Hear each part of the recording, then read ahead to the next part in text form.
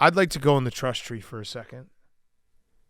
Can I say something with full trust and can't be clipped?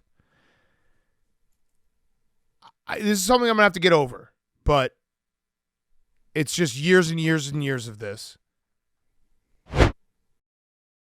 On today's Part of My Take, we have two great guests. We have PGA champ Xander Schauffele, fresh off his first major. Really awesome interview with him, talking about winning the trophy on, what is it, the Wanamaker? The Wanamaker Trophy. Yeah, the Wanamaker. He won the Wanamaker on Sunday. We talk about his final round. Remember when Morikawa spilled the lid off it? Yeah, that's a couple years ago? Yeah, that was great. Right. We talk about his journey through golf. Really cool guy. Awesome interview. And then we have our good friend Brian Windhorst on to talk NBA, a little preview of the conference finals. Also, we have a new way to scout players, thanks to Windy. We're going to talk Celtics surviving Game 1. We're going to talk hot seat, cool throne. Then we got Pardon Your Take. It's all brought to you by our friends at DraftKings. We're this close to crowning an NBA champion with the action heating up on the court. It's even hotter at DraftKings Sportsbook, an official sports betting partner of the NBA.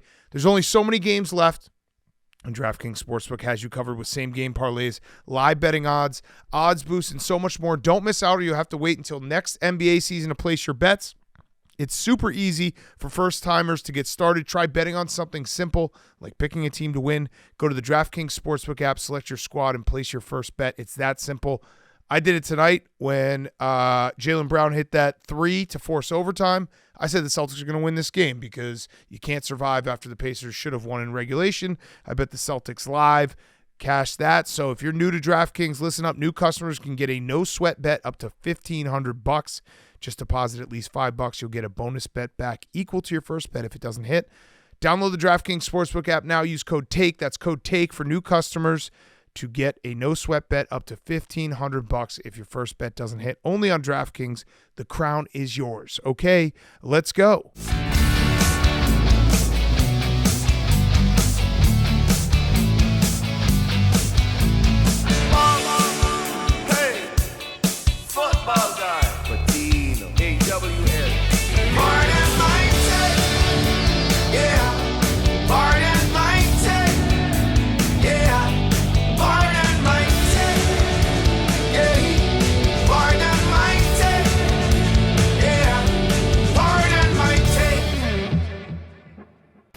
Welcome to Pardon My Take, presented by DraftKings. Download the DraftKings Sportsbook app now. Use code TAKE. That's code TAKE for new customers to get a no-sweat bet up to $1,500 if your first bet doesn't hit.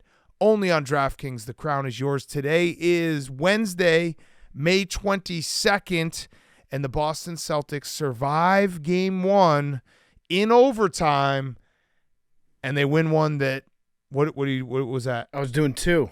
I was doing two. What was the twos for? The two was they needed to win this one because Game 2's coming up, and the Celtics never win Game 2s. That was, Hank, you have to say that was like one of those ones where like we shouldn't have won that game, but we did. No, it was a wake-up call win, which are the best types of wake-up calls. Yeah, well, you guys needed – it's also so weird because they needed wake-up calls. Like that game felt like it was over, and then they took their foot off the gas in the third quarter, and all of a sudden – Halliburton hits that crazy bank shot to end the quarter. You're like, wait, this is a fucking one-possession game. What's going on? Yeah, even in the second quarter, they were up a lot, and they kind of blew the lead going into halftime. They tied it up.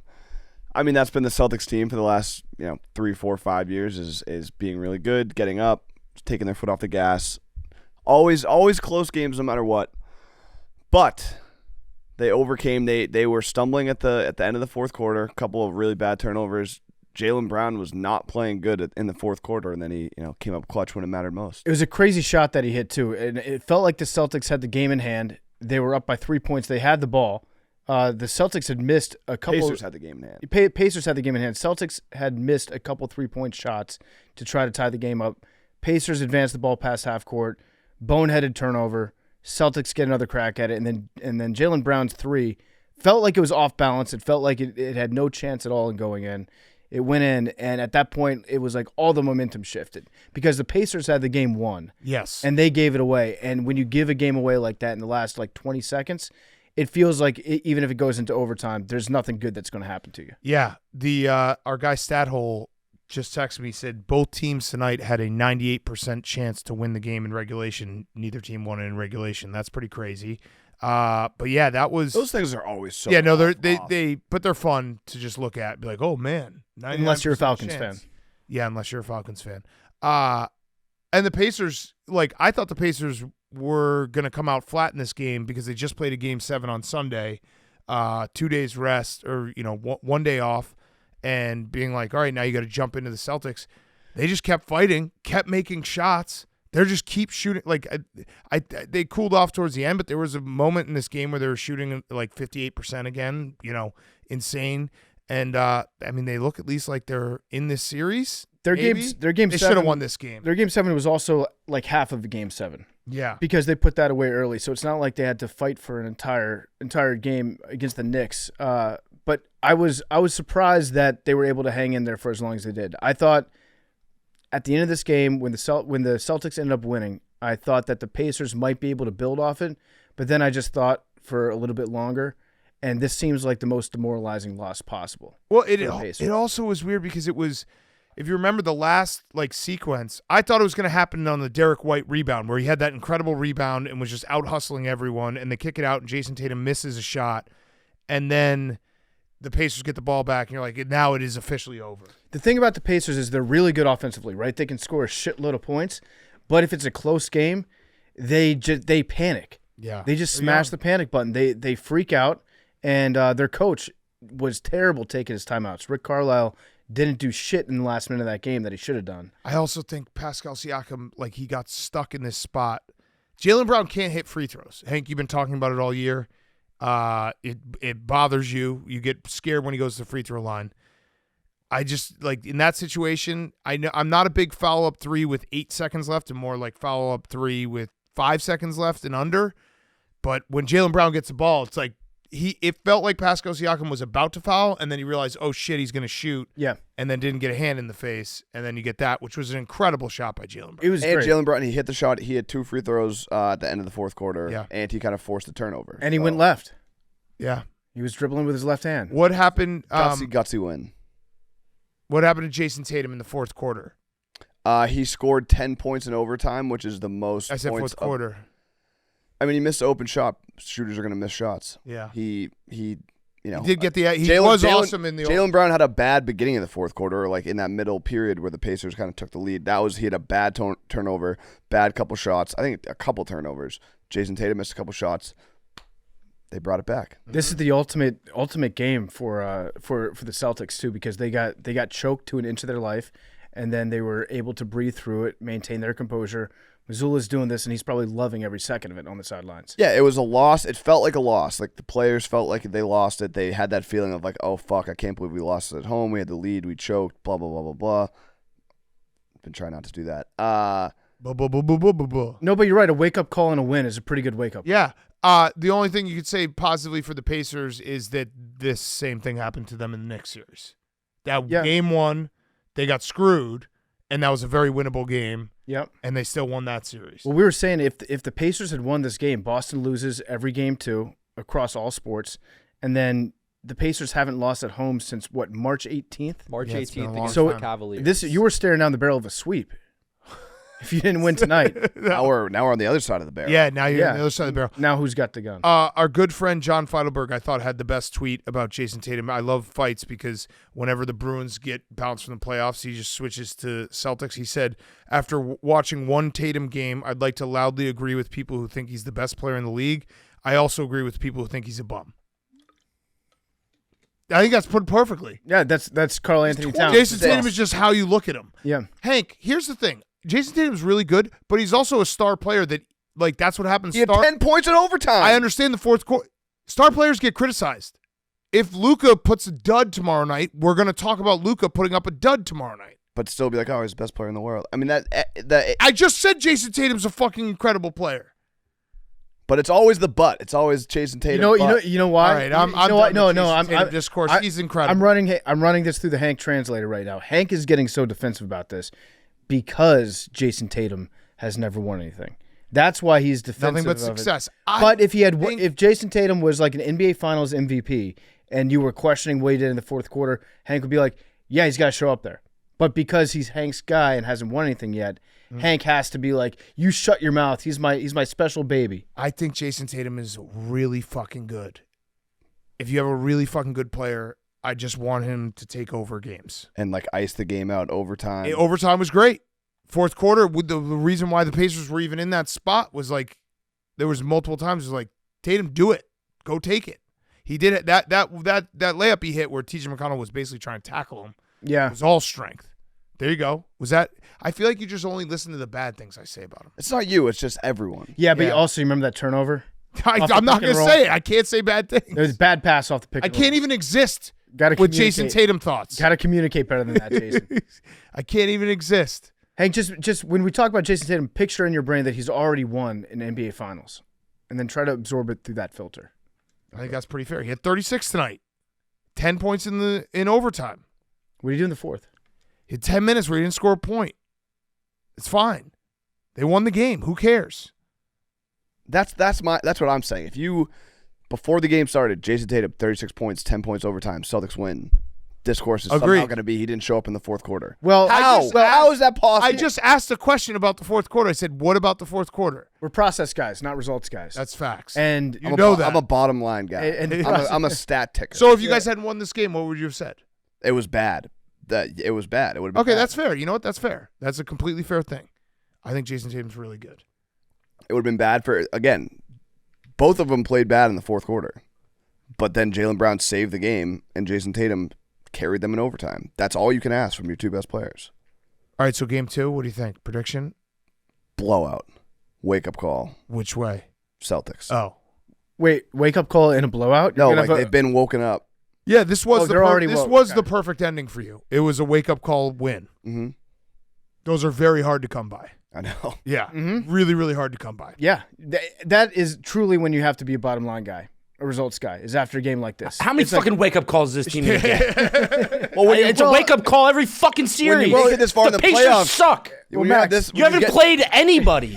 The Pacers fucking suck. How many fucking times you're gonna get woken up by a team that fucking sucks? Max, you've seen how Hank likes to sleep in. He needs several wake-up calls. I'm done with it. Jason Tatum played like dick in the fourth quarter. He was horrible. And then they were finally like, yeah, we're playing the fucking Pacers. It's the fucking Pacers. It's like we spent the first 10 minutes of the show just like Eastern Conference shaking Finals. up a carbonated bottle of Max and then just open. He's also sitting he's sitting in Memes' seat, so we can't see him. I had no idea. And he's just you're right. We're just needling. What we just did is we just fucked with Max. Massachusetts is dead. He's dead. It was a slow-mo video of putting a Mentos in a Pepsi can and just being like, all right, here we go. And then he comes out. And he thought, so what he just said. No, I mean, it's like, again, when you make it this far in the playoffs, you play more games, so you have more opportunities for wake-up calls. That's just simple math. That's a good point. And Hank knows something about a wake-up call. Yeah. Yeah. Sometimes you need several. Yeah, I mean, this is the first time you've played a team who actually has their best player. Yeah, and what happened? We won. I guess. Actually, no. I'm all fucked up. We come back to it. I'm all saying fucked up. Jared Allen is the best? Well, Donovan Mitchell missed games. Yeah, he did miss games. Yeah, you're back on track. All right, should we? That game 7 Oilers Canucks. I want to say shout out Vancouver. Did not riot. It felt like Vancouver was coming back though. It felt like they were going to tie it up in the third period after they got the second goal. Yeah. It felt like it was going to happen, that barn was going to explode. It was the most dominating performance for the first 50 minutes of that game. Like the shots were out of control. The Oilers, every single time the Canucks got the puck in the Oilers zone, it's like they didn't get a good shot or they didn't get a shot, period. And like even the first period, like I know it was 0-0 after 1, but McDavid played 5 minutes. And they killed a 4-minute penalty, and they were just like you could just see. You're like the Oilers are just so much better. But I agree. Like that last 4 minutes, you're like, oh shit, is this about to happen? Yeah, it felt like it might. But congratulations to Edmonton. Canada marches on. I'm just glad that we have a Canadian team that's this far. I want to see a Canadian. Well, we would have team. no matter what. I know. Yeah. But I'm glad that it's happening. Yeah. Because like when you watch this entire series, whether the game's being played in Edmonton or in Vancouver, the fans seem just like way more amped up than most American fan bases. 50-50 raffle. They walk in the door. It's like 600,000. It's incredible. It's nuts. They go absolutely ape shit for hockey, and I like watching it. So I'm glad. I hope they get to Agreed. the finals, and I kind of just for our own sake, I hope that Edmonton loses in the finals, just for the storyline. Just for the storyline. Sorry, Canada. Oh, Depends on who they play. If they play the Rangers, I don't think. Yeah, if they play the Rangers, Yeah. I'm going to be Yeah. probably rooting for. Although if the Rangers win, I will count that as like a Tom Wilson Stanley Cup. Yeah. Yeah. Ooh, Edmonton, Florida would be fun for people writing stories about how far they have to travel. Yeah. Edmonton to Dallas for the same conference. That's a sneaky long trip. Yeah, it is. Yep. North It to is. south. It's nothing I like more than talking about plane trips. Travel. Yeah. Yeah. We just stumbled into Warren Sharp's Twitter. Global warming, huh? Yeah. Yeah. It's who's got the most miles? All right. Anything else before we do Hot Seat Cool Throw? And like I said, we have 2 awesome interviews, Xander Schauffele and Brian Windhorst. Anything else going on in the sports world today that we had, that popped up? Antonio Brown. Oh, I guess maybe someone have that. Antonio Brown is bankrupt. Yeah. Sad day. Did you have that? All right, let's just do Hot Seat Cool Throne because we got more sports to talk about. Hot Seat Cool Throne is brought to you by our friends at Coors Light. Coors Light is the best beer ever created. It's the coldest beer ever created. Hot Seat Cool Throne presented by Coors Light. I could let bad sports news ruin my day or choose a chiller mindset and then reach for a Coors Light. I choose chill. When you embrace a chill mindset, it's a good time to choose chill and crack open a Coors Light. Coors Light is mountain cold refreshment, crisp and refreshing as the Colorado Rockies. When the mountains turn blue, it's as cold as the Rockies. Coors Light is cold lagered, cold filtered, cold packaged for a smoother finish. When you get worked up, Max, choose chill, and then reach for a Coors Light. Get Coors Light delivered straight to your door with Instacart by going to CoorsLight.com/take. Celebrate responsibly. Coors Brewing Company, Golden, Colorado. Haven't done this in a while. It's about to be Memorial Day is the official start of summer.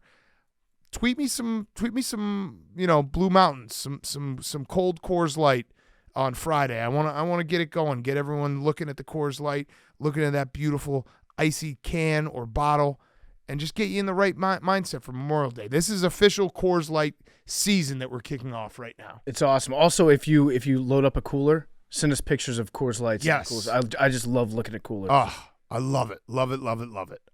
Okay, Hank, Hot Seat, Cool Throne. My hot seat's Antonio Brown. Oh, why? What happened? He went bankrupt. Oh no. Declared bankruptcy. So what's his career earnings? Let's look that up real quick. A lot. Antonio Brown. It's I'm gonna guess 78 million. 89 million. okay. Let's see here. I'm gonna guess 94 million. Because he wasn't obviously like highly drafted, so he had to. Someone said 79. Yeah, I said 89. 78. What is it? 80.7. Ooh, Via Yeah. Spotrac. ooh, nice, Hank. So that means he doesn't. He spent $80 million. Well, half for taxes, True. Well, he played in Florida another 10. Well, only for a little. for a little That was bit, yeah. very little.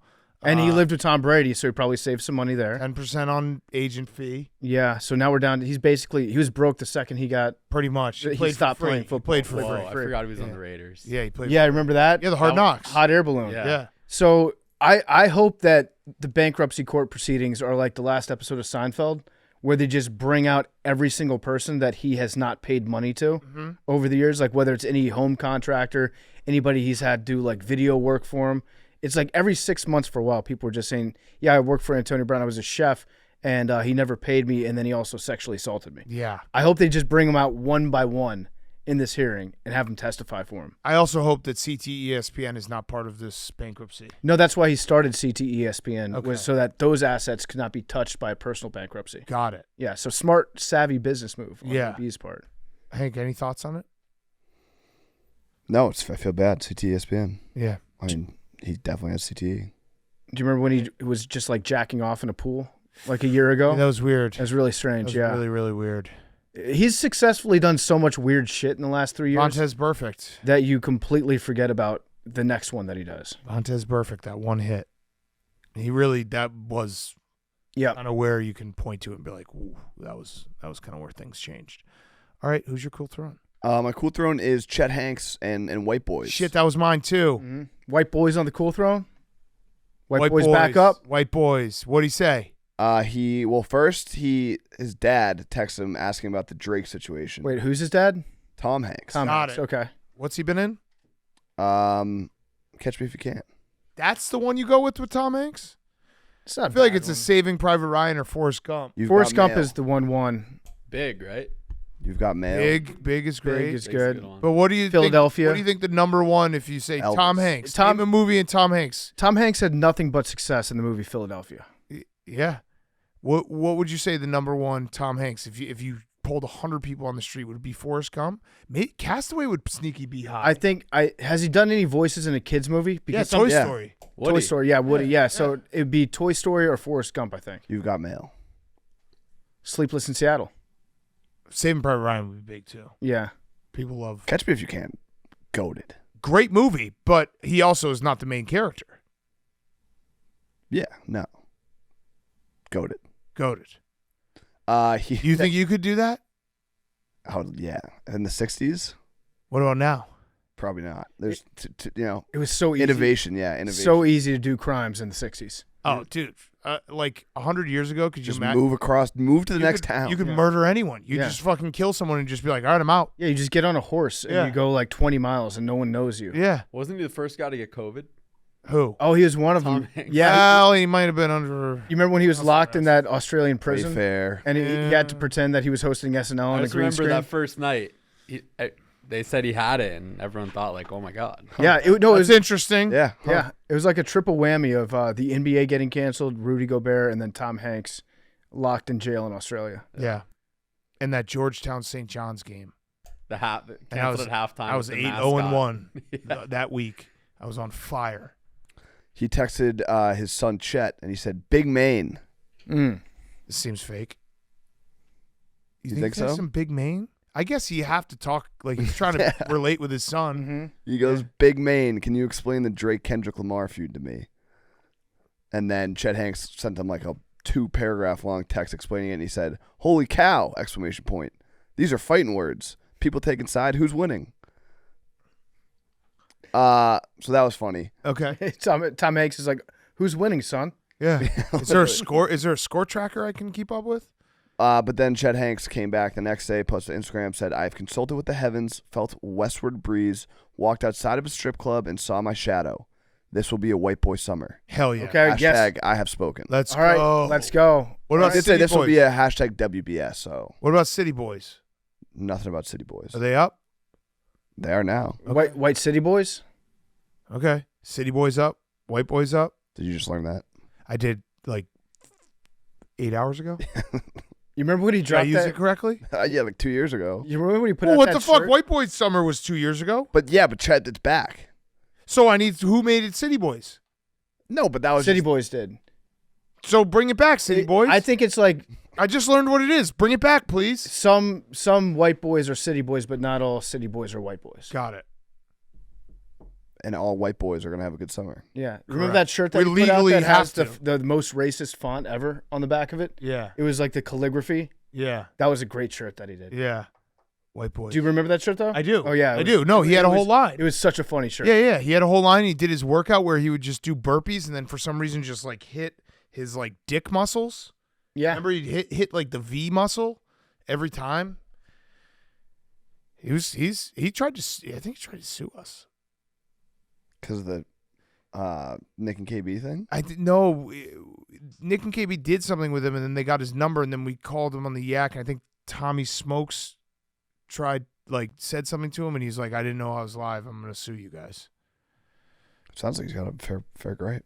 Yeah, I mean it was Tommy's fault, so if Tommy wants to get sued, he can get sued. Has he been in anything recently? He's in Uh, Your Honor. And Yeah, he was good in Your Honor. Yeah. Chet? Yeah. Yeah, He played yeah. like a crackhead. Yeah. Did a really good job. He was very good. White Boys up. City Boys.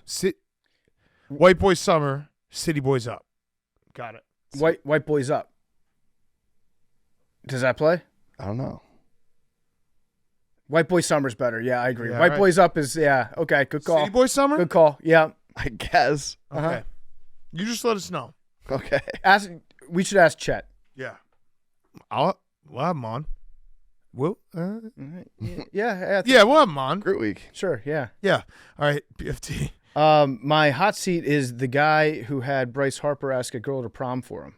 Did you see that? Yes. So Bryce Harper goes with a guy in Philly, right? Philly kid goes to a girl's door. They knock on the door. and Bryce Harper helps this kid ask the girl to prom for him. The girl is just thrilled that Bryce Harper is on her doorstep. She says yes somewhere in there, and then after she says yes, she goes and immediately gives a big hug to Bryce Harper. Mm-hmm. Hi, Julia. I'm going to cry. How's it going? Jake wants to ask you prom, so I thought I'd help him out. If you want to go to prom with him. So are you going to prom with him? Yes. Awesome. There you go. You got it.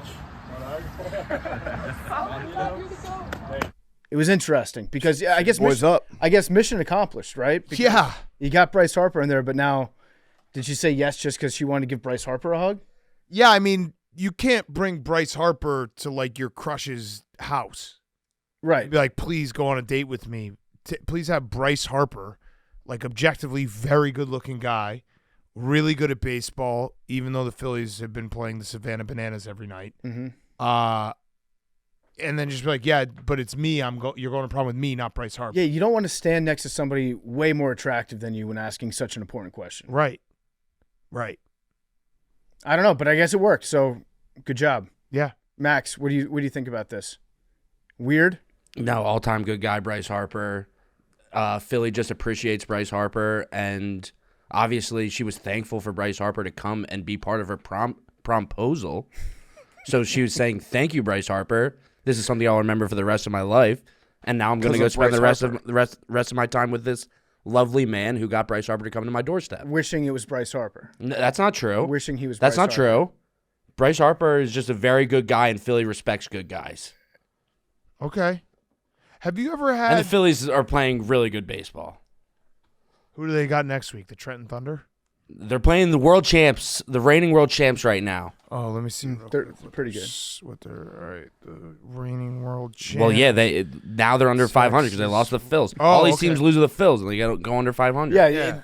Baseball. Major League Baseball has a Philadelphia problem. All the teams are bad because the Phillies keep beating all of them. Correct. I think the Phillies are very good. I just like Max has not been able to say like good win Phils without also saying what are the losers going to say? Well, that's. now? I mean, that every time anyone posts anything about the Phils, it's just they haven't played anyone's. It is crazy. Isn't it so annoying when people do that, Max? You can only fucking play the teams in front of you. Oh fuck. Oh, shit.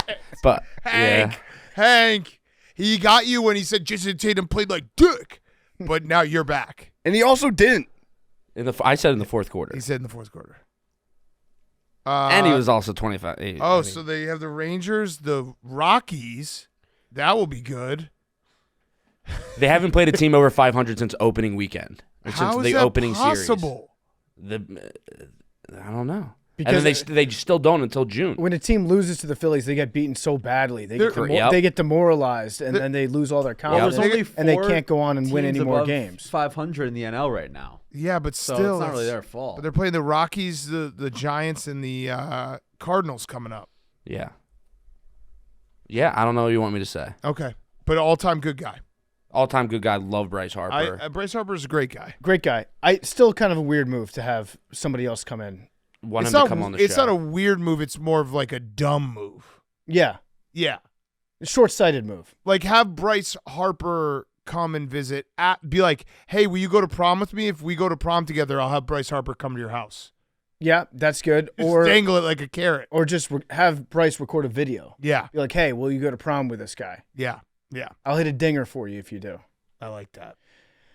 My cool throne is Marvin Harrison Jr. because he is engaged in a big legal dispute right now. I don't know if Okay. you've seen the ongoing dispute with him, but I saw a headline. you can't, if you're a Cardinals fan or anybody else, you can't buy a Marvin Harrison Jr. jersey yet. And the reason for this is because he never signed with the NFLPA. And the reason for that is back in college, he was approached. A lot of players get approached by fanatics when they're in college, and they are asked to sign their rights over for like autograph sessions, merch, things like that, because college players can do that now. Marvin Harrison Jr. said, no, I'm not going to sign this right now because I think my name is going to be so big when I'm a rookie that it's going to be worth more than you're going to offer me as like a college sophomore. Right. Which is probably accurate, probably Right. smart. So he didn't sign that then. And then they asked him to sign the NFLPA thing so they could now sell more of his merch. He said, no, I want to figure this out and do more negotiating on it. And now Fanatics is suing Marvin Harrison Jr. so that they can start selling his jerseys. So they claim that Marvin Harrison Jr. signed an term sheet, which is just basically a piece of paper saying, like, I intend to do this, not a legally binding contract. They claim that he signed that before the draft and that they should be allowed to sell it. But the bottom line is you're not going to be able to buy Marvin Harrison Jr. jerseys in stores for a very long time, and he's probably not going to be in video games either until he gets this all sorted out. But once he does, he's probably going to get paid a shitload of money for it. Smart by him. It's very smart by him. And again, I'm taking Marvin Harrison Jr.'s side in this 100% because his dad is Marvin Harrison Sr. Yes. And I would not want to be engaged in any sort of dispute with that family. Yes. They're a great family. Yes. So, but it does seem like he's figured out, oh yeah, maybe we shouldn't sign these contracts when we're college sophomores if we're expecting to get drafted highly in the NFL. Signing like a 5-year deal when you're a college sophomore, not the smartest thing in the world. Was he at the rookie thing where like everyone was in their jerseys running around? The rookie It was like thing. the first round picks. Let me see. Marvin Harrison Jr. Probably not based off of. Yeah, this. I'd like to go in the trust tree for a second. Can I say something with full trust and can't be clipped? This is something I'm going to have to get over, but it's just years and years and years of this. The minute Caleb Williams put on the Bears uniform and they had him like running around as a quarterback, he lost all his swag. Yeah, and that's the Bears uniform. You have to overcome the He's got to figure out how to overcome the Bears quarterback uniform. The entire vibe around it. Right. People were tweeting about it like, dude, this guy's got no swag anymore. I was like, shit, I kind of agree. I think he needs to do a visor, maybe some kind of cool arm sleeve. I don't know what it is, but it scared me because it was like, again, it's not Caleb Williams. It's the Bears uniform that scared me. Yeah, there's only so many things you can do. Well, it's just like I can't envision someone like dropping back in a Bears uniform and like throwing it down the field. What about like pink shoes? That would be cool. Pink shoes, maybe. Yeah. That's a good idea. Marvin Harrison Jr. was invited to, did not attend the rookie premiere. Hank, Probably because of all this. Speaking of which, did you see that photo? Any thoughts on your guy trying to steal a couple inches? No, respect. You gotta. Did you see that? Yeah. Drake You gotta May's on take his every inch tippy in this toes. league. Yeah. That's true. It's a game of inches. I don't Al Pacino taught us that. Don't tippy-toe shame. One of the greatest NFL coaches of all time. It happens. But yeah, so the rookie premiere is weird. They just stand out on a field, right? Mm-hmm. And then they're just like, look, they're wearing their new uniforms. Yeah. That's it. That's all it is. Yeah. They like run around a little bit. Yeah. The NFL will monetize anything. Yeah. Yeah, and everyone just and then Dove Kleiman tweets something. Oh, did you guys see the fake news going around about Joe Burrow? There's fake news about Joe Burrow. Is it the hair? The hair. Hair. Yeah, the hair went like mega viral, and it was made up. Yeah. Why did anyone think that was real? I never for a second thought it was real. I saw Wasn't he spotted at a UFC fight like 2 weeks ago? And he had But it's just still short like hair? that was the fakest. He has Photo ever. longer hair, but it's that But they that- literally just took Anakin Skywalker. Yeah, right. Yeah. Put it on his. It's I don't like know kinda why anyone shaggy. thought that was real. I don't know. He looked like an early 90s sitcom actor. Yeah, or like a hair metal band guy. Yeah. But then there was also the clip. If he had a mullet, that would be fucking sick. That would be sick. There was also the clip of Mahomes showing up to the first day and people saying he looked fat. Mm-hmm. I don't think he looked fat. He looked powerful. I feel like Mahomes, you can't call Patrick Mahomes fat when you have 3 Super Bowl rings. Whatever he's doing is working, so just let him do it. Like, that's not a guy you can't you say, oh, a guy looks fat showing up to camp if they're like a second year player that had a disappointing first year. He needs to be sitting next to Andy Reid for all these pictures. What are we talking about? Patrick Mahomes fat, and he's not fat. And he's going to play his way into shape. That's what training camp's all about. Yeah, like Eddie Lacy when he showed up that time, he was fat. He was big. Yeah, he was fat. China food. That was fat. This and is even not if he's fat. You have the whole summer to run around and lose a couple pounds. Agreed, and he also wasn't fat. He looked. He had a tight shirt. He had a tight shirt. He had a shirt that he needs me and Max's shirts that we can do this. The Instagram shirts. Yeah, we're just pulling on our shirts constantly. I'm getting a lot of those right now, Max, all the time. And also the best part about the shirts you buy on Instagram that hide your boobs allegedly. If you buy one shirt, you also buy 7,000 emails for the next year. And you can't unsubscribe. They figure out a way through it. And they're for other like fat related products. They just got you. They just got you. That's what you're signing up for. All right. My hot seat is Angry Birds. Angry Birds. You guys remember Angry Birds? Yeah. I Top replayed golf. it like 6 months ago. Yeah, Angry Birds. So this one was crazy because Is it like a game that you can finish? Yeah, there's a bunch of levels, and once you What happens finish, when you win? you win? Yeah, so I don't know why this was at the top of my Twitter this morning when I woke up. Very weird. Angry Birds account, which has 700,000 followers, said, we sincerely apologize for an unfortunate incident that occurred on our account. Recently, an inappropriate post was accidentally reposted from the account. This was a genuine mistake. We deeply regret any harm it may have caused. Streisand effect. I need to find out what was said, so here was what they retweeted. This is the Angry Birds account. The game. This is from Jelly Quee. Said, I used to jerk off to Angry Birds. When I was about 13, I loved Angry Birds. I had every game and bought every toy they had. One day I was playing Angry Birds when all of a sudden the big red bird turned me on. I couldn't stand it. I was going crazy. I decided to pull, and they retweeted that. I did not have Angry Birds on the bingo card of being I see no problem in retweeting that. That's somebody that loves your game. Like if this podcast made people so horny that they had to jack off to it, it's so funny. I would retweet all those endorsements. Yeah. It's just like, why are they even apologizing? Because then I immediately was like, what did Angry Birds do? Some kid admitted that he jacked off to Angry Birds when he was 13. Who cares? But yeah, Angry Birds. Remember Angry Birds? It's a fun game. It's way. They have it at Topgolf though. Remember we beat that. We beat That's Hank. right. I think there was a movie. Oh, that's right. Yeah, they There did make a was. movie out of it. Was it good, Jake? I didn't see it. That was one of those movies that Played came the out like games. 3 years after the game was popular. What's your favorite bird from the games? I was a Tiny Wings guy. I still play Tiny I know Wings. it's a good one. Tiny Wings is elite. I think I like the red one. The red one's the standard. I one. honestly don't remember the different birds. Do you The remember yellow one's the boomerang. The big black bomb one that did a lot of damage Yeah. on the levels. You Yeah. guys remember Flappy Bird? Yeah. The guy got so stressed out that he quit. That he took it down Yeah. because everyone was getting mad at him. I don't remember that. Oh yeah, he Oh, yeah. deleted the game. And there was like a Flappy Bird 2.0. That was a big Yeah. thing. Temple Run. He I was was getting like never- it was like a really really hard game, and he was getting Runner. death threats, and it was like the most popular thing of all time, and That's he incredible. just deleted the app because he was too stressed out. Do you guys ever play the running T-Rex thing on Google?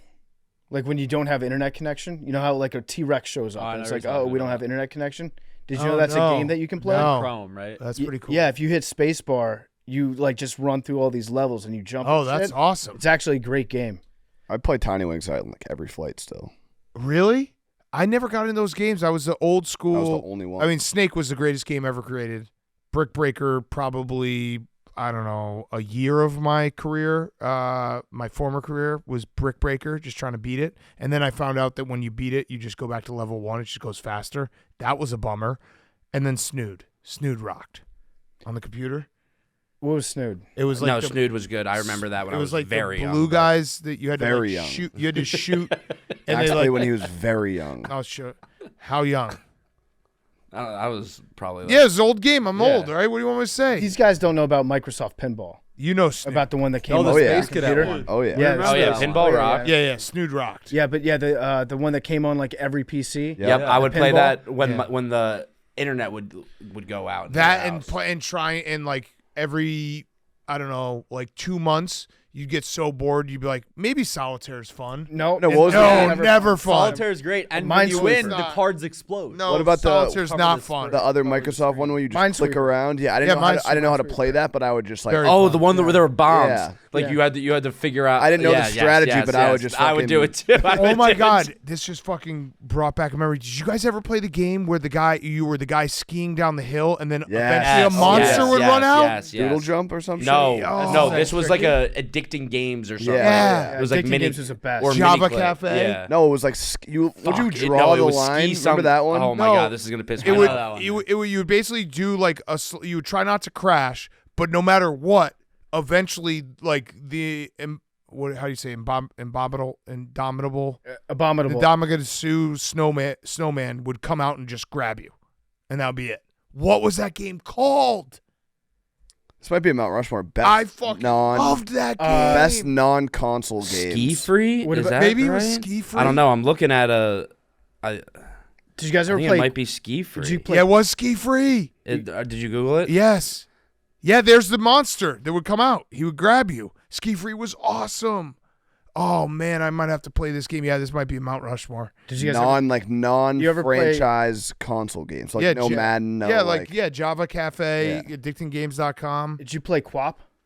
Oh, that game sucked. The runner? Yeah, you had to get all his body parts. It's moving impossible. If you can make it 3 meters with that runner, you're a with the god. keyboard. Would backyard Max dirt baseball bike? work? No, backyard baseball, I feel like that's too much. Yeah. Too similar to a console. Yeah. and that was like a game you'd buy in like a store, I think, Yeah. Was it? No. or like you had to buy. I was think you back- did have to Yeah, I buy think you it. had to I think buy. you had to buy Yeah, it. you had to buy. CD-ROM. You had to get a CD for Yeah. it. These games you didn't have to get a CD for. Max Dirt Bike is the other. Max Dirt Bike was a elite- good one. elite Max Dirt addicting Bike was games. great. We had one that all of them were blocked on our school computers except for Slap like the monkey. math, like it was like math games or something. Oh, and the there was Rocket. Cool math for kids. Cool math for Yeah. kids, Yeah. and we would do lemonade stand. I remember Yeah. we would crush lemonade stand at school. Oh, I mean, the GOAT with the TI-83, Drug Wars. Oh yeah. Drug Oh Wars yeah. was so good. Holy shit. I That, saw- that was Grand Theft Auto. I sold so many lewds. Yes. Mario teaches typing.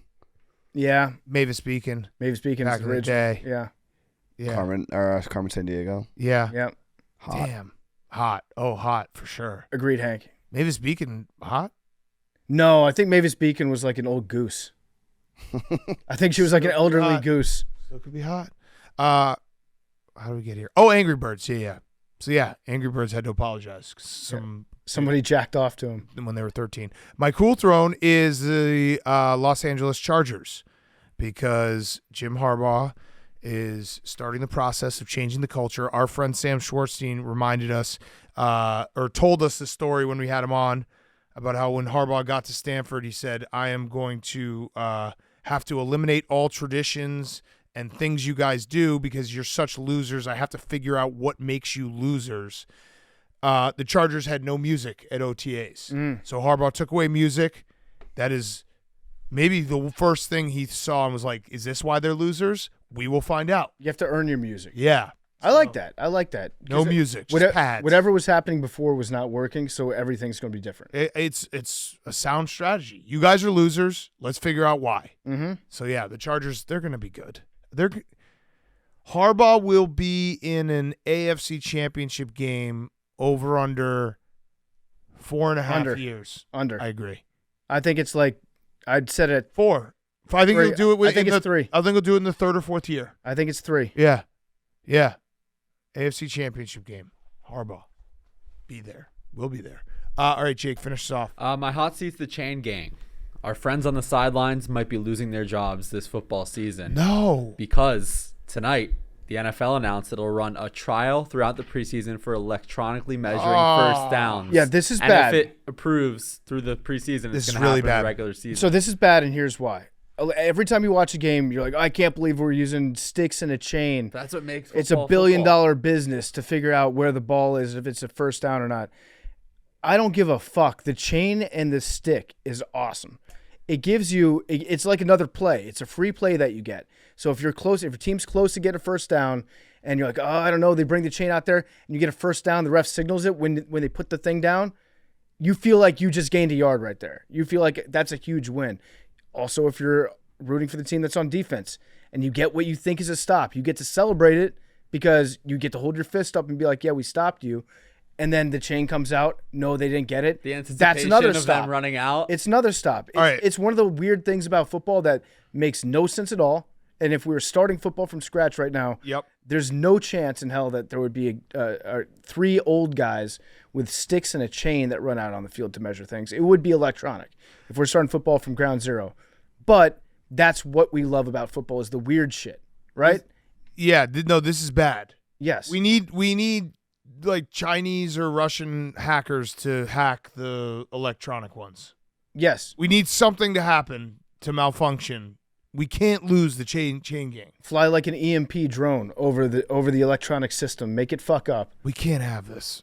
We can't have this. Hopefully the NFL has people, and maybe our take's bad. Maybe people don't like our take. Maybe people No, don't no, agree no. with this. No. But I think I'm right because PFT, our take is correct. it's something that you would never see in a modern game that was invented, but it makes it feel so much more real because there's human beings that are doing it and not a fucking AI system that's doing it. Think about the Jadeveon Clowney hit. That's not cool if we don't have the chain gang coming out and doing the thing. Yeah. Yeah, Who was the guy? What was the territory index card. The index card Yeah. being measured. Now, they told him not to do that anymore, but it still happened, and it happened because of the chain gang. Yeah.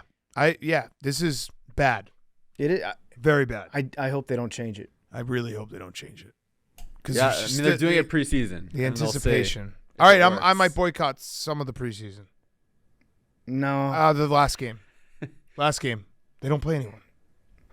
maybe. Yeah. But it's football. Yeah, but that last game always. At that point, we're just starved for it. But remember, that last game always happens when there's like real college football playing. I'm going to boycott the second quarter of one of the games in week 3. Okay. All right. You have our demands. 24 hours to respond, NFL.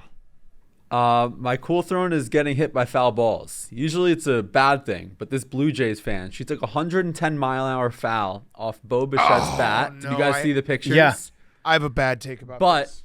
But She looks like Topps is selling 110 cards of her, and the damage is crazy. She took it like a champ. I have a bad take about this. Is she injured? She has a black eye, and she had a giant here. I can she had a pull it up huge on the thing. hematoma that was swelling out from her forehead. It was massive. She looked like that. Was Where- it Thug where Rose she- where that she lost that sitting? UFC fight? What was she wearing? What do you mean? What was she? It was crazy. It was crazy. Where was she? Where was she did she sitting? ask Oh for my this? Yeah. god! Yeah, it's crazy. Oh my god! Where was she sitting? She looks like JFK. All right, I'm gonna keep my bad take to myself. There it is. Okay. Yeah, it's Topps crazy. is selling her card. Is there a video of the foul ball? I thought it was kind don't of think so. lame to beg for a ball after. mean, I look at did. that. But I don't know. I just saw it and I was like, okay, that sucks. She should have gotten a ball in the moment. Yeah, I mean, someone should have probably come over to her. Right. But then to like wait a day and be like, hey, I didn't get a ball. Give me a ball. Yeah, it's just I don't know. It's common courtesy that if you catch that ball, if it lands next to you after bouncing off her head, you treat it like it's an athlete throwing a ball to a child in the stands. You catch it and you give the ball to that person that got hit. Yeah. In the moment. Yeah. She should have gotten the ball in the moment, but once the moment passes, it's like, hey, guess what? No ball. I don't like Gotta earn it. I don't like her being on a baseball card. I don't like free. Like, you don't get the free ball. She also got a ball in her head. Jesus Christ. Also, her name's Liz McGuire. I- like the show. I'll say this. She is way Hot. tougher than I am because I would have had a stretcher take me out. No chance I would have stayed there. It looks like she has a baseball, like the baseball went under her skin and is attached to her forehead. Where did she get hit? Where is the video? Also, Maybe this never even where happened. was she sitting? I need to know where she was. Wait. I didn't even get the ball. Lady who eventually got the ball that ricocheted off my face wouldn't give us the ball. That woman's the worst woman ever. Mm-hmm. Okay, that woman is the worst woman ever. You have to give the ball. With the section chanting, give her the ball. Wait, so this All right, I'm back on Liz's side. So- You know what? You know what though? Here's the thing. She shouldn't have tweeted at the Blue Jays. She should have found that lady's and ended her life. So this lady Liz gets hit in the head with a 110-mile-an-hour Correct. ball, and she stays at the game for Stays the rest at of the game. for the rest of the game. As another woman takes the ball and leaves as the section chants give her the ball. So what would you have done? Would you tweet the next day being like, hey, I got hit in the head. Can I have a ball? I honestly think I would have just tried to find the woman who stole the ball and just try to end her life. Yeah, it doesn't seem like she's begging for the ball. The tweet was You the let me tweet hook was like me up. Yeah, It's not a beg. If you read the tweet, it was like, "Hey, can you hook a girl up?" Pretty good way to do it, but yeah, I think her anger, if she has any, should be reserved That squarely woman- for the woman. I would have that Liam Neeson absconded that woman with the ball. Yeah, I would have been like, I'm gonna find you, Walked no around, matter what. Walked around the streets with a cudgel until you saw her. Yeah, Yeah. like you're fucking done. Also, where did she get hit? Because I know where she got hit in the head, but where is she sitting? Because there's nets everywhere now. How do you get hit with a 110 mile an Maybe hour? It was like a deep foul ball line drive outfield, like those back sections in foul territory. I don't know if those are netted. I'd like to see a replay of the play Same. because I would like to see what did she try to make a catch, miss it, totally fair? Was she not looking? I don't know. I have her side. I just wish she had tried to strike vengeance with this woman, this scumbag who took her ball. That's a bullshit thing. That's a crazy hematoma. It's so big. Is this it right here? That I haven't seen not Bo Bichette. I haven't seen a hematoma like that since Rahman, the boxer. Remember that one? No, it's like there was one in UFC a couple years ago. Was it Thug Rose? Yeah. Foul ball. I don't think we're gonna get the video. Yeah. What if she just was drunk and fell? A lot of the broadcasts don't pan to foul balls unless they're close to being in fair territory. Yeah. What if this never happened and the Blue Jays, she's like a marketing plant. And Oh. the Blue Jays are giving her a ball to get all the good headlines. And that thing on her forehead is all stage makeup. We're on the internet too much. Yes. Yeah, all right. So my final ruling is I back Liz McGuire. I wish she had not asked for a free ball. I wish she instead had tried to end this person's life. That's fair, right? Mm-hmm. Yeah. Okay. Or no, it would have been better if she asked the Blue Jays to find end that woman's life. woman. Yeah. Hey, There it is. I got hit in the head. I didn't get the ball, unfortunately. Somebody else caught it. Is there any chance that you can have her killed? Yeah. That would have been good. All right. So, yeah, that's the final answer is that her tweet, she should have said, when she said, can you hook me up, it should have been, can you hook me up with all the information of this fan so that we can end her? Yeah, with her home address, her work address, and a semi-automatic pistol. Yeah. Okay, so good hot seat, cool throne, guys. Let's get some interviews. We got Xander Schauffele and Brian Windhorst, and then we're going to finish with Pardon Your Take. And the lottery ball. Okay, before we get to PGA Champ Xander Schauffele, a quick word from our friends at Shady Rays. This is actually perfect for the golfers out there. Get ready for the season with the official sunglass brand of Barstool Sports, Shady Rays. Our friends have you covered with their newest and boldest premium polarized shades. They're kicking off their most anticipated release of 2024 with a limited edition debut of their Rival collection. There's a new style, single lens style in Barstool Blue with a premium Stool and Stars lens etch. And if you're looking for something more casual, the classics are also getting the Barstool treatment. Both of these styles are perfect for all day, every day, comfort and performance. I love wearing sunglasses. I love wearing a great pair of sunglasses. That is Shady Rays. They have hundreds of options to choose from, so you're bound to find the perfect pair for your style. If you don't love your shades, exchange for a new pair or return them worry-free within 30 days. There's no risk with Shady Rays. Their team always has your back with personal and fast support. Head to ShadyRays.com. Use code PMT for 35% off polarized sunglasses at ShadyRays.com. Code PMT for 35% off polarized sunglasses. Great deal and great shades. Try for yourself. The shades rated 5 stars by over 300,000 people. That's Shady Rays, baby. Okay, we now welcome on a very, very special guest. Fresh off his first major victory, the PGA champion, Xander Schauffele, is joining us. The trophy is in his background. It looks great. I also want to say, Xander, your hat tan line is starting to look a little bit better too. When you won we want to talk about everything, but when you took off your hat, did you know in the back of your head, you're like, oh, I've been playing a lot of golf in the sun recently, and I'm like a Stuart Sink out here. Damn, I didn't know I entered that legendary status. But yeah, I'm made aware. Don't worry, I don't get away with much with my team. So my caddy told me he shaved my head, and while he was shaving my head, he was like, "Damn, dude." I was like, "What? What?" It was perfect. I mean, that always happens with a major champion too. It's like something they win, and then everyone's like, "Oh, how can we roast his outfit or something just to make ourselves feel better?" But I want to go back to 18 and that putt. What were you thinking before that putt? And were you like, this is, it was obviously not super far, but what was going through your head when you're lining up that putt and about to hit it? Yeah, I was nervous. I mean, it was a bad spot. I walked up, I saw left to right. I saw like left edge, left center. I kept reading it, and I saw like right edge, right center. And then I was like, this is not good, And then I was like, I can't call Austin in. It's gonna make me like doubt myself more. So I was like, screw it. I need to commit to this. And so I actually didn't take that much time because I was like, the longer I look at this, the more stuff I'm going to see. So I was nervous. I just ended up hitting it pretty straight. My putting coach texted me. He's like, he pulled it. And I was like, thanks, man. He's right. You Yeah. know, I've watched that putt now like 6 times, and it looks like it's gonna miss every time. Yeah. So Yeah. Yeah, it ended up being a fantastic putt under pressure. And the shot, I think it was 2 shots before that, where you're standing in the bunker, your feet are in the bunker, and you're hitting the shot. It's elevated. You and your caddy had a little talk before that shot, and the mics picked up some of it, and it sounded like your caddy was saying, "Yeah, you know what? If you end up hitting that into the bunker, that's not a bad shot. It's a good place to be."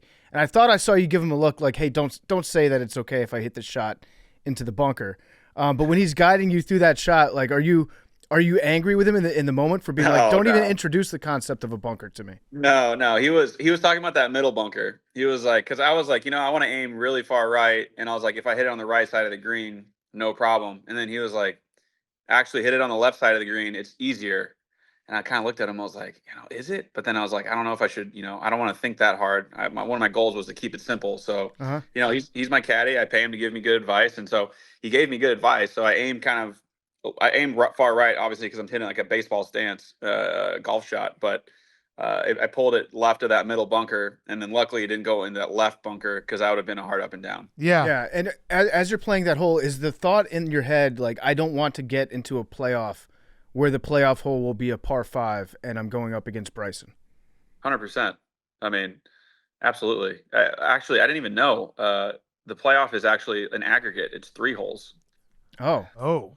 Yeah, I know.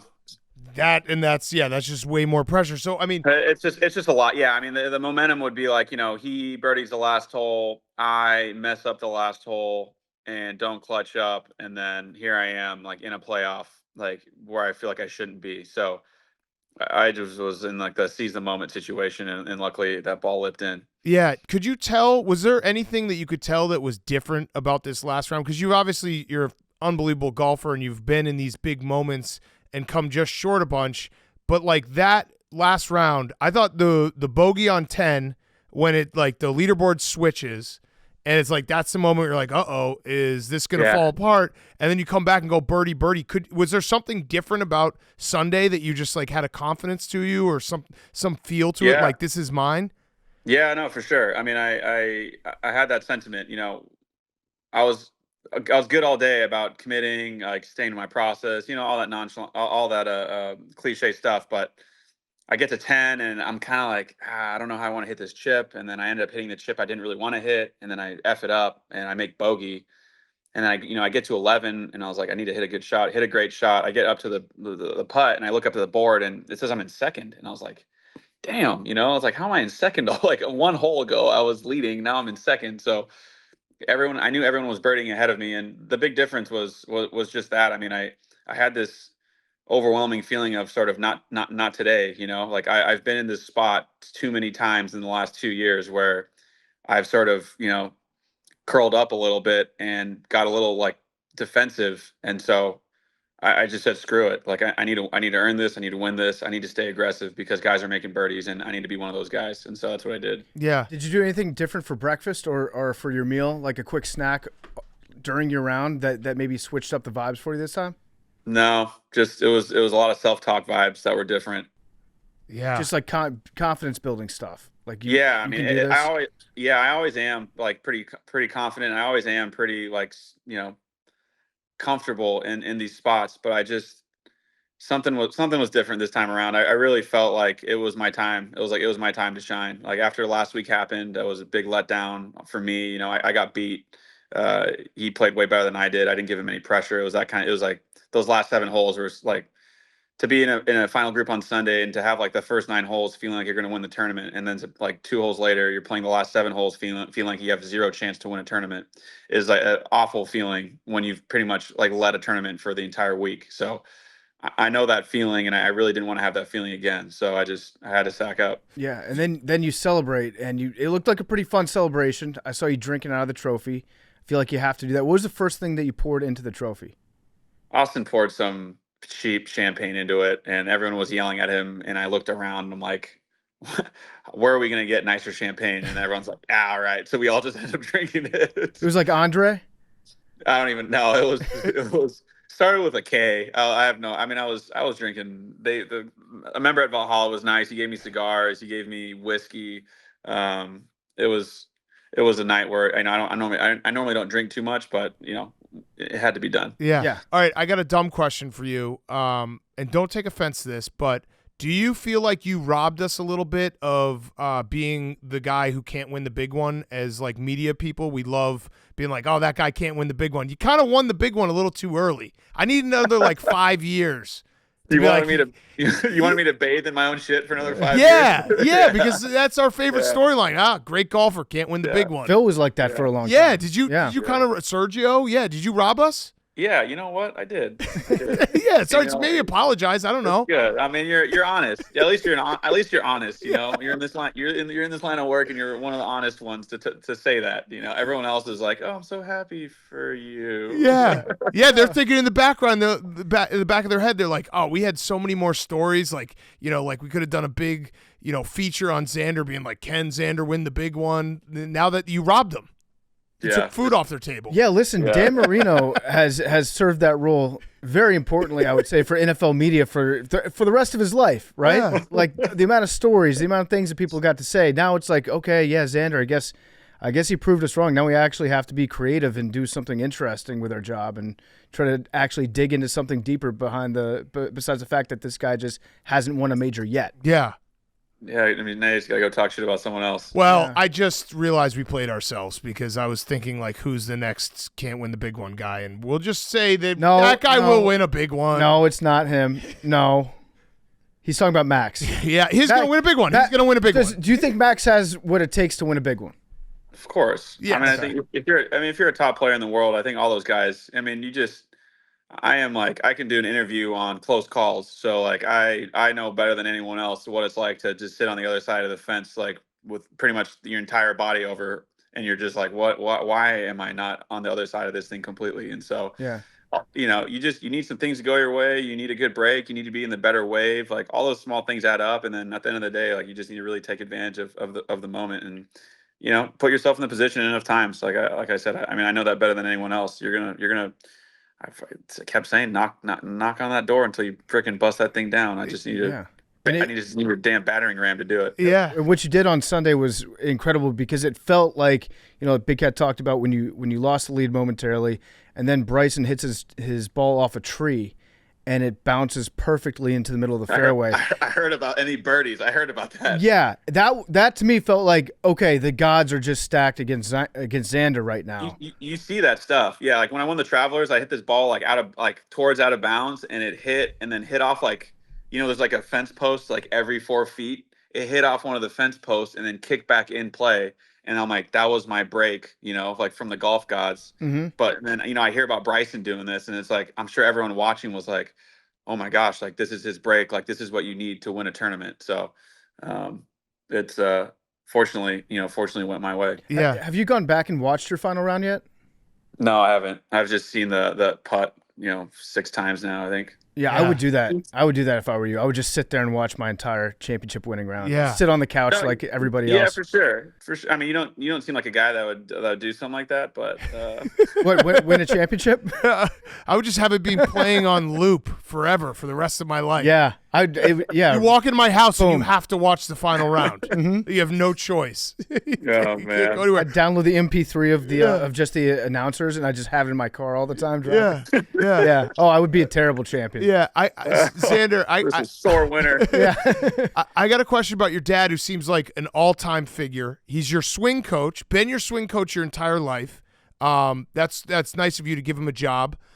He also, I read that he didn't even watch you win this tournament. He was in a shipping container in Hawaii because he's building a family compound. So that alone, like what happened there? And then I have a follow-up question. Yeah. So a lot of that is true. He's been my coach for forever. I actually ended up hiring Chris Como in November. We've been working together since November of last year. And so I've known Chris for quite some time. Had a mutual friend that kind of introduced us way back. And so my dad knows Chris pretty well. Chris did like a little Golf Channel thing with us when he was working with them. And so my dad just felt comfortable. He was like, I don't, he's always going to be my dad. But in terms of like the golfing capacity, he sort of passed the torch over to Chris, and he felt like, there's no need for him to be there if, I'm there with, the rest of my team. So he is definitely a character. His nickname's the Ogre. Yep. We can get into why that is, but it's Why is that? Yeah, tell us why. It is pretty self-explanatory. But all right, so how is the Ogre though? I've seen pictures of him. He's always wearing like linen and cool hats. He seems like he's like right out of a Tommy Bahama catalog. Yeah. But he's the Ogre? The Ogre is more of a he handles he handles conversations and tough I guess situations in an Ogre fashion. You know, he's not afraid to get in your face. Yeah. To put it like that. He was like that growing up too. So he's been consistent on that front. Well, so that was my other question because I heard this story and it's a hilarious story.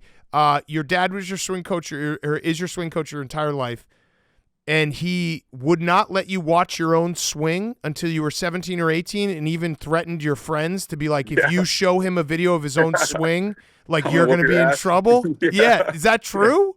Yeah. Kids were like, I'll be like, dude, like, come on, I need to see what's going on. Like, I don't feel good about this. And they're like, no, sorry, man, I can't get someone else to do it. That's incredible. So why did he not want you to see your own swing?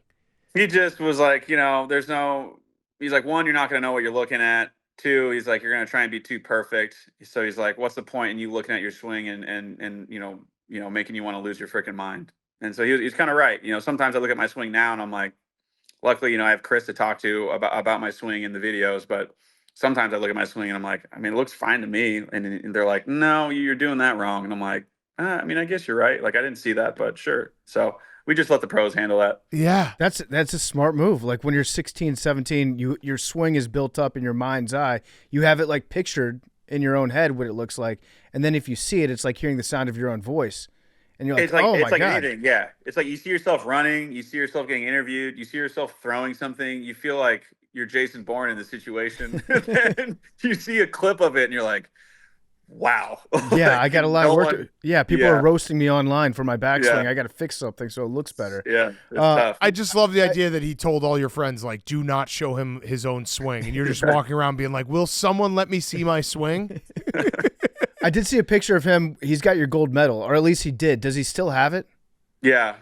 So I got this puppy right here just for the moment. It's gonna go back to the West Coast. My parents are like the safekeepers of my trophies, and so they're probably gonna party way harder than I did with this thing. They're gonna go around town in San Diego and let everyone drink out of it if I had to guess. I love that. Yeah, your dad posted kind of a thirst trappy picture of him wearing the gold medal, just wearing like a swimsuit, flexing. Yeah, your dad's strong as shit. It's a Speedo. Yeah, he's got that old man strength.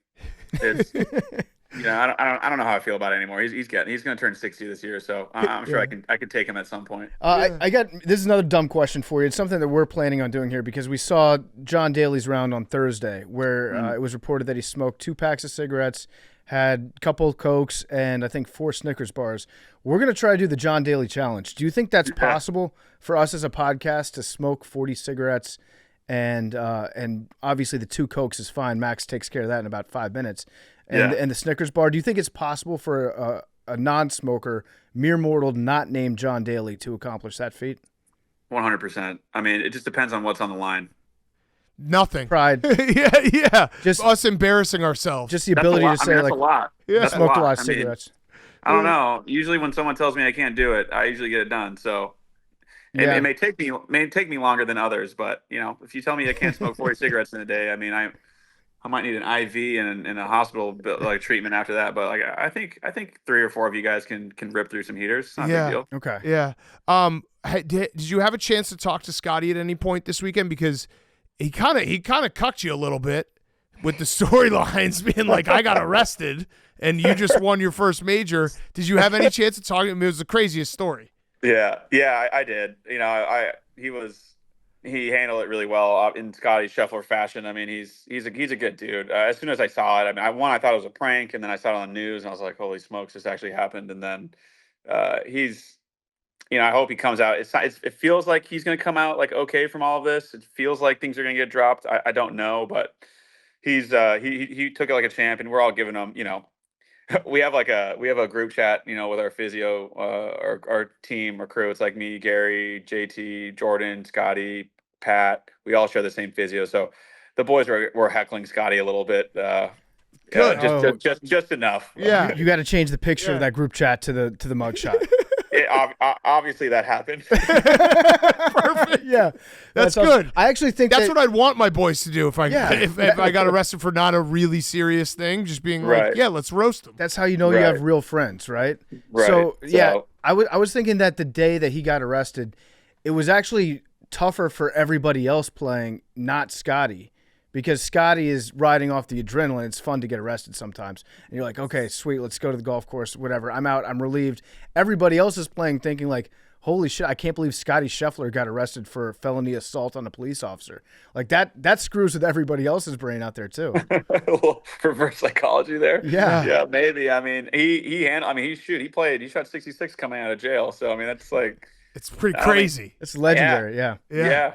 I mean, I don't think anyone else can say that. No one Yeah. else on tour has been able to do that one. So I mean, he's definitely he's at the top of the mountain for several reasons. All right, I got another dumb question for you. Have you seen Real Bros of Simi Valley? No. Ah. All right, so I know. the main character is Xander. It's actually Okay. Zonder is how he pronounces it. But that's that's 1-2 of Xander's. I don't really know any others. Yeah, I guess that's why I've heard some guys yelling my name, yelling Zonder, and I knew it was from something, and one of my roommates was from Simi Valley, so I guess I'm not too surprised. Yeah. Yeah, you got to watch it. It's very, very funny. It is. Okay. How did you make that decision to go by Xander, not Alexander? Well, my dad's German, if you've never heard him speak, so my name is Alexander, but like when he would yell at me as a kid, it just sounded like Sanda, like a German dude. It's one of those things, I never realized how like aggressive my dad's accent is until all my friends were like, dude, your dad's like really German. And I'm like, what? I was like, what? Just grew up listening, being yelled at by this dude. And then all of a sudden, removed from him, I'm like, yeah, he does sound pretty weird. I'm not going to lie. Yeah. It's an awesome name. It's like very unique and cool. Yeah. Yeah. Yeah. It's easy. X is nice. It's simple. Yeah. Throw the X. X going to give it to you. Yeah. Did you have, I would imagine you go online after you party and everything. Did you have just a million people being like, I bet on you every tournament and finally you did it for me? Because I feel like that was like a lot of people were like, yes, there's like a huge Xander crew that was like, he's going to do it. And that was their moment as well. I don't really have social media, so Smart. I have it, but I don't have any of my passwords. I don't see anything. Smart. But yeah, I mean, people will tell me. I mean, I had like a 12-year-old kid yell at me while we're playing, like, "You're gonna choke." And I remember I was kind of walking, and normally I just keep my head down, but I remember in my head I was kind of like, what did you just say? Where is your father? Yeah. Like, what's going on here? So I can imagine, I think I haven't won in such a long time. All the people that were betting on me, I feel like I hit this curve where it's like everyone was betting on me to win, and then everyone's like, this guy's never going to win. And so they just stop betting on me, and then as soon as they stop betting on me, I win. And now everyone's like, God damn it. Yeah. The true believers. Yeah. There's some true believers out there, so shout out them. The OGs know who they are. But, there's some quitters along the way, and that's fine too. Yeah. Yeah, that's funny. So I read that when you got married, in your wedding, you dressed your dogs up in formal attire for the wedding. Is that true? Yeah. I mean, do you think that was my idea? Come on, Like, are we just talking tuxedos, or did one wear a dress, or what? Yeah. I got an Aussie Labradoodle and a Frenchie, and my Frenchie, he looked like a stud in his tux. Dude, PFT and I went, so I have a coffee company named after my dog, and we give some of the money to where I rescued her in Chicago. And every year there's a thing called the Fur Ball, that it's literally like a black tie affair, and people bring their dogs in like dresses and tuxedos. Yeah, It's crazy. Long dresses that like follow the dog around. It was awesome. It's nuts. Oh my gosh. Might have to have your dogs. They got the tuxes. Yeah. Yeah, no, I don't know. Yeah, he's a little chunkier than he used to be, so I don't know if it's gonna fit. But That's brutal. If he tries to fit in like, I can't fit in this anymore. But that plays if it's a Frenchie. A Frenchie like trying to squeeze into a way too tight tuxedo. Yeah. That would be a funny look. Yeah. That does play. It's a nice touch for a bulldog. Yeah. All right. Well, this has been awesome, Xander. I got one last question. It's a rowback question. RHOBACK.com. Promo code TAKE. 20% off your first purchase. Q-zips, polos, hoodies, joggers, shorts. Rowback.com. Promo code TAKE. It's a longer question, but your story is really cool because you weren't like coming out of high school. You weren't like one of these guys that everyone was talking about, and you end up going to a school that's not like known for golf.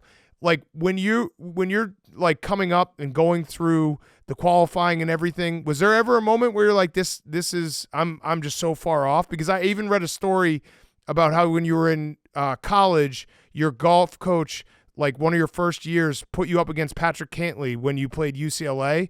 And he was like, I just want him to see like what the difference is of how far he has to go. And the story goes that you shot like a 76 and he shot a 63. So, you shot higher than 76? For 78. Oh shit. But like it's a very cool story because it doesn't feel like you were one of those guys that was anointed from this young age, but now you're one of the best golfers in the entire world. So in that process, was there a moment where you're like, I'm never going to make it? Yeah, I mean, 100%. I mean, I think because of everything you've just said, I just had this chip on my shoulder my whole career, and I am a firm believer. If you look at all sports, there's always the walk-on type guy. I was a good amateur. I just wasn't. My class is ridiculous. If you just look up the class of 2011 golfers, I mean, I can name like 15 guys that are all on tour that have won basically, and it's like that's just ridiculous to have a class where everyone's that strong, but. Yeah, I mean, I think coming out of college, my senior year of college, I went to Q school and I failed in second stage. I missed second stage by 6 shots. And so I was like, I've been working my whole life, I'm like 21 I turned 21 my senior year. So I was like, okay, like this is what I really want to do. And then, so I go to Q school, after I graduate. I end up getting through because a guy misses his putt on the last hole to let 6 of us in. And I was one of those 6 guys. So I get in on the number. Then I go to Korn Ferry, web.com at the time. I do my time there, and I'm like 115th on the points list, like losing my card. And then like I rattle off like, 3, 4 top 5s at the end of the year. And then I finish 26th on the money list, miss out by $900 to get my tour card. And I'm like, God, this is freaking, like I feel good, but this is not it. So then I go to the playoffs. I get my card to the playoffs. And then I get on tour, and then I'm like, same shit, different tour. I'm playing all year long. I'm like 130th on the FedEx Cup because I haven't done anything. And then I Monday qualify for the U.S. Open. I finished tied 5th, and that just like vaulted my entire career from that moment. And then I ended up like I secured my card at the Travelers a couple of weeks later, and then I ended up like winning Greenbrier, and then my life just changed. That's awesome. It's like, but until that moment, like until I secured my card at Travelers, I mean, I don't know where I had more relief, like on 18 on Sunday when I made that putt and like I put my arms up and I was just so relieved, or when I, got my card at Q school, or when I was able to secure my card at Travelers and then to win at Greenbrier. I mean, those are all like, and to me it was cool because they all just kind of stacked up, they all stacked up and I just kept going. And, it's like, you see other sports stories that are kind of like that, it's like, you don't really get your shot, but then you do get one, and then you just take advantage of it, and then you just can't look back. It sounds to me like you're like one of the greatest like procrastinator / under pressure guys, where you're like, I'm going to start playing my best golf right when I need to. Even the PGA, where it's like, all right, enough people are like, oh, Xander's never going to win. Now I'm going to win one. So you just got to put a little pressure, and it's like then you just become the best golfer in the world. Yeah, I mean, I'm San Diego, born and raised, pretty laid back. So maybe you're right. Maybe I need to get a little East Coast like energy into my veins. Yeah. So where do you go from here? Now that it's hard to have a chip on your shoulder right now, you're the hottest thing in golf. So how do you motivate yourself? No, there's a chip on my shoulder. I don't think it's ever going to leave. Charlie Hoffman was trying to tell me there's no chip on my shoulder like a couple years ago. He's like, you don't have a chip on your shoulder. And I was like, I couldn't even give him shit because I don't know if you guys know who Charlie Hoffman is, but he would have given me shit about how he was right, like he's just that guy. So it was funny. I was playing in Dallas, and Charlie Hoffman's like, "You don't have a chip on your shoulder anymore." And I was like, "This mother," you know what I mean? End up shooting like 62 in the final round to finish like tied 5th because I wasn't playing very well at that time. This is like 2 years ago, and I didn't text him because I knew if I texted him, he would have been like, "You're welcome. I told you." Yeah, you lost right. your shit." Yeah, I'm for like, sure. You know what I mean? So it's just winning one is a dream come true, and it's something I've always wanted to do. But I've always envisioned myself winning more than one. So Scottie Scheffler is at the top of this mountain that I've referred to before, and I think when you're the number one player in the world, then you have to reassess what's going on and how to motivate yourself because you've pretty much accomplished everything you'd want to accomplish. Yeah. But for me, I'm the second best player in the world, which is an awesome accomplishment. Somewhere I've never been, but I'm so far behind Scottie Scheffler that it's like I have to keep my head down and keep grinding. Yeah, Well, no felonies though. Good point. Yeah, I mean, but Yet. for golf though, golf is such like a professional sport. Like Scottie's he's from Highland Park in Texas or whatever. He's got more street cred than all of us now. I know.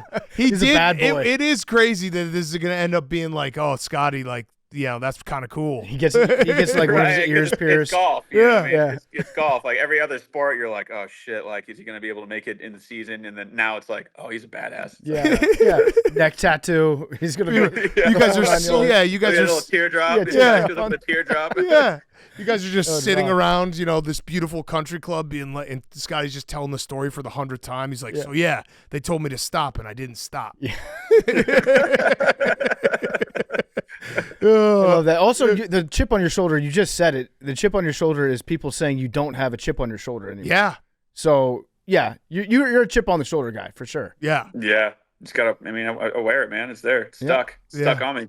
I love it. Well, Xander, thank you so much. Congrats again, man. It's an awesome story, and best of luck the rest of the year. Appreciate you guys. Thanks for having me on. Xander Schauffele was brought to you by our friends at Farmer's Dog. The days are warmer, the walks are longer, and one easy way to help your dog shine this season is with fresh, healthy food from Farmer's Dog.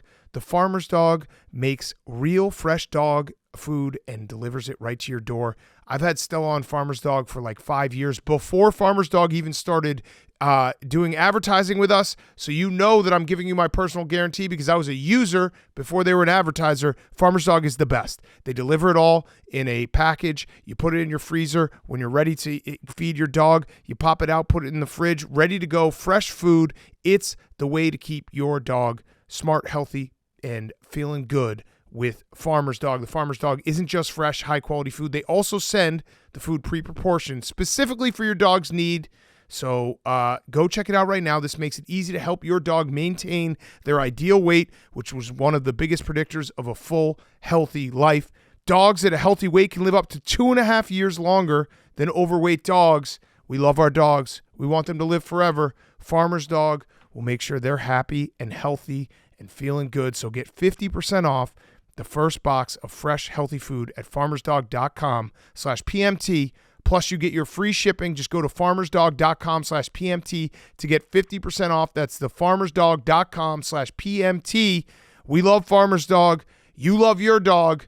Let's feed our dogs the best food out there with Farmer's Dog. Go again, farmersdog.com, and get 50% off your first box of fresh, healthy food at farmersdog.com/PMT. We're also brought to you by our friends at Meta. Everyone should explore their interests, and if you do it on Facebook, there's a world of possibilities that open up to you when you tap into the people and products on the platform. With Facebook Reels, you can discover so many sports tips and tricks that can seriously up your game. First and foremost is the people on Facebook. You can use marketplace groups and Reels in your interest exploration.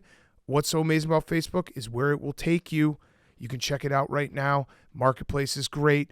See old friends. It's all there on Facebook. If you want to discover more, visit Facebook now. And like I said, you can use marketplace groups, Reels in your interest exploration.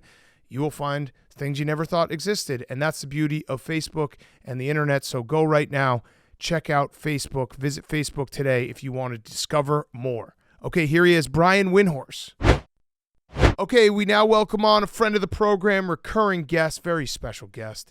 It is Brian Windhorst from ESPN. You can listen to him on the Hoop Collective. Brian, actually, I'm going to do it from the start. You're going to be mad at me for doing this. we got to get Windy's book. He told me not to do this, Okay. but I'm doing it as a I'm friend. looking to see if I have one. Yeah, we got to get Windy's book. He's close to passing the advance, so he could start. That's when the real money comes. Yeah. I was listening Right. to his podcast. He said it. He was a little ashamed that he said it. I was like, you know what? I'm gonna let's get it going. So the book is Return of the King, LeBron James, Cleveland Cavaliers, and we need people to buy it. And I also need an update. How strong is LeBron right now? Is he still so strong? So strong. Beyond just strong. So strong. Okay, good. How does that work if somebody buys the audio version? Is there an audio version of it? Yeah, it counts. So, I mean, I've written I appreciate, first off, Dan, I appreciate that. Yes. Thank you very kindly. It's always appreciative of you and your audience. That book was a New York Times bestseller, but the way it works is, there's a certain line, and we've been dancing on that line. The book's out 7 years. Right. I've subsequently written another book, also on LeBron, that also was a bestseller. But I was just making a joke on my pod that I need the Lakers to win again, because the last time the Lakers won in 2020, we had a night, because normally you write a book about LeBron winning with the Cavs, about the championship. By 2019, when he's in LA, that book ain't selling anymore. Right. All right. We're doing overseas sales. Then when he won in 2020 with the Lakers, it was pure and mid COVID. People were like, oh yeah, I'll take this LeBron book. And we had a nice bounce. So, the Lakers, getting knocked out in the playoffs is just hampering my chance to get past the advance, which is Yeah. maybe you guys would write a book and it would fly past the advance, but some of us, have a harder time to do that. Well, let's get our audience to buy the book. Maybe if we get past the advance, you'll tweet out an update on LeBron's strength. Be like, just breaking news: LeBron's still so strong. I think that's a fair deal that I can run past various agents. Well, if you want us to help out to really goose the numbers a little bit, we'll just report that you said on Part of My Take that LeBron is going back to Cleveland. Oh. And then now there's a sudden interest in LeBron's career in Cleveland. So what are the chances that Dan Gilbert gets on the phone, gets the band back together, two boys riding again as one? Yeah, so this is how it went. LeBron went back to Cleveland for Mother's Day. Okay. I love it. But yeah. Wendy did not ask me to do that. I'm doing that because I love Wendy. So do buy it. All right, so let's talk some basketball. I want to start with we'll get to the Pacers Celtics series, but I want to start with the Mavs and the Wolves, because I think we, all of us watched that game on Sunday night and saw what the Wolves did, and we were shocked with the fact they overcame a 20-point deficit in Denver. For this matchup, though, how do you see it going? I feel like people are forgetting that the Mavs are also a very good team and kind of anointing the Wolves already. I think they're the better team, the Wolves. But do you think, how do you see this matchup playing out and this series playing out? First off, are you guys as infatuated with Ant Edwards as I am? Yeah, I mean, so I know far. that's a vogue take now. Like, everybody says that, but last year I went to a Team USA on this month-long trip to Abu Dhabi and Manila. I spent a month with Ant Edwards in Abu Dhabi and Manila, and he had never been overseas before. And in all honesty, he later said that he kind of felt a little bit nervous about being on that team because, he didn't know where his place was. And I mean, it can kind of be nerve-wracking if but this amazing thing happened with that team. Steve Kerr kind of saw him as a sixth man. They were like, I think we're going to bring Ant off the bench. And he came to Ant before before they played. He's like, hey, in Team USA, sometimes star players come off the bench. Dwayne Wade in 2008, the Redeem team, Dwayne Wade came off the bench because, Kobe was a starting two guard. And Ant was like, I was cool, but I didn't see Kobe on the roster. Right. And by maybe the third exhibition game, because they played 5 exhibition games, Steve Kerr was like, yeah, actually, he's our best player. Mm-hmm. And so watching that process, I walked away from that totally convinced Ant was going to have a great season. And so to see him do this has been awesome. And so I have no doubt at all that he is going to come into this conference finals with no fear and he is not going to be influenced by the moment. Yeah. But I am a little bit worried about the rest of the Wolves with that. There was Yeah. Yeah, go ahead. I was just gonna say there was a very funny moment where it was Kat and Ant after the game where they were asking him, usually you have to lose in the playoffs to figure out how to win. And he said, "God damn, how much do you want us to lose? We've lost a lot in the playoffs already. Like, how much do we need to lose before we can win?" And I get the feeling from Ant, like he's definitely he seems to have the mental makeup to not shy away from big moments and to be a guy that will step up. He has the dog, as we've said, he is a dog. Yeah. But then you worry about a guy like Karl Anthony Towns, who he will play like for one half like a dog and the other half like a cat. And then you're like, how do you put this together? I'm not so sure. So the question is, could he be the guy? Could he just put the team on his shoulders throughout a 7-game series and be the best player on the court when you have a guy like Luka on the other side? Yeah, this is like they haven't been to this part of the playoffs for 20 years. Like 20 years. Mm-hmm. I mean, they hadn't won a playoff series for 20 years. I mean, so like this year, they put out a press release at the end of the season about how they sold out the season. The Timberwolves did. And they sold out the season because I think, and if this is wrong, I'm going to get in trouble if this is wrong. But I think they like covered up a couple of sections with like tarps, and they sold all the available seats. This is like, I remember when I first started going to Miami years ago, like when Dwayne Wade got there, they had sectioned off the highest deck of the arena. I don't know if it's the second or third deck. The idea like of the Wolves being this good, like they had closed off part of their arena for games. Right. Like, that's where the Wolves were. Yeah. Okay. And so now they're in the conference finals. And so like calling them the favorite in the conference finals, like is wild. Yeah. And you know what's nuts. amazing? You know what I thought was such a indication of the way Ant looks at the game? He wore the microphone in Game 7. Mm-hmm. Now, what that mean, obviously they want him to wear the microphone every game.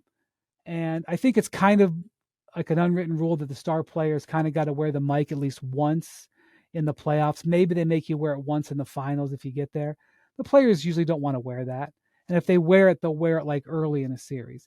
And it's like, hell yeah, give it to me. Game 7 on the road. I'll take that mic, put it right here. Yeah. Right here. And I know that sounds weird that I would focus on that, but that meant that before the game, he's like, yeah, I'm not worried at all. Yeah. Go ahead and record everything I say. Go ahead and record my trash talk too while I'm at it. Yeah. And so they haven't done it before, but his leadership and his belief, I don't know, maybe it can carry the rest of him because Luka's been there.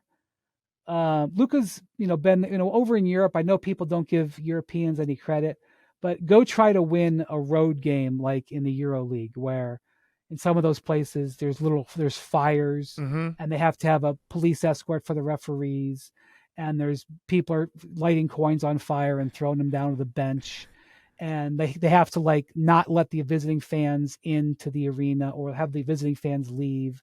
And go tell me, yeah, the level of basketball is the same as the NBA. Luka won everything there was to win in Europe by the time he was 19. Right. So I'm not. Kyrie has obviously played in a ton of big games.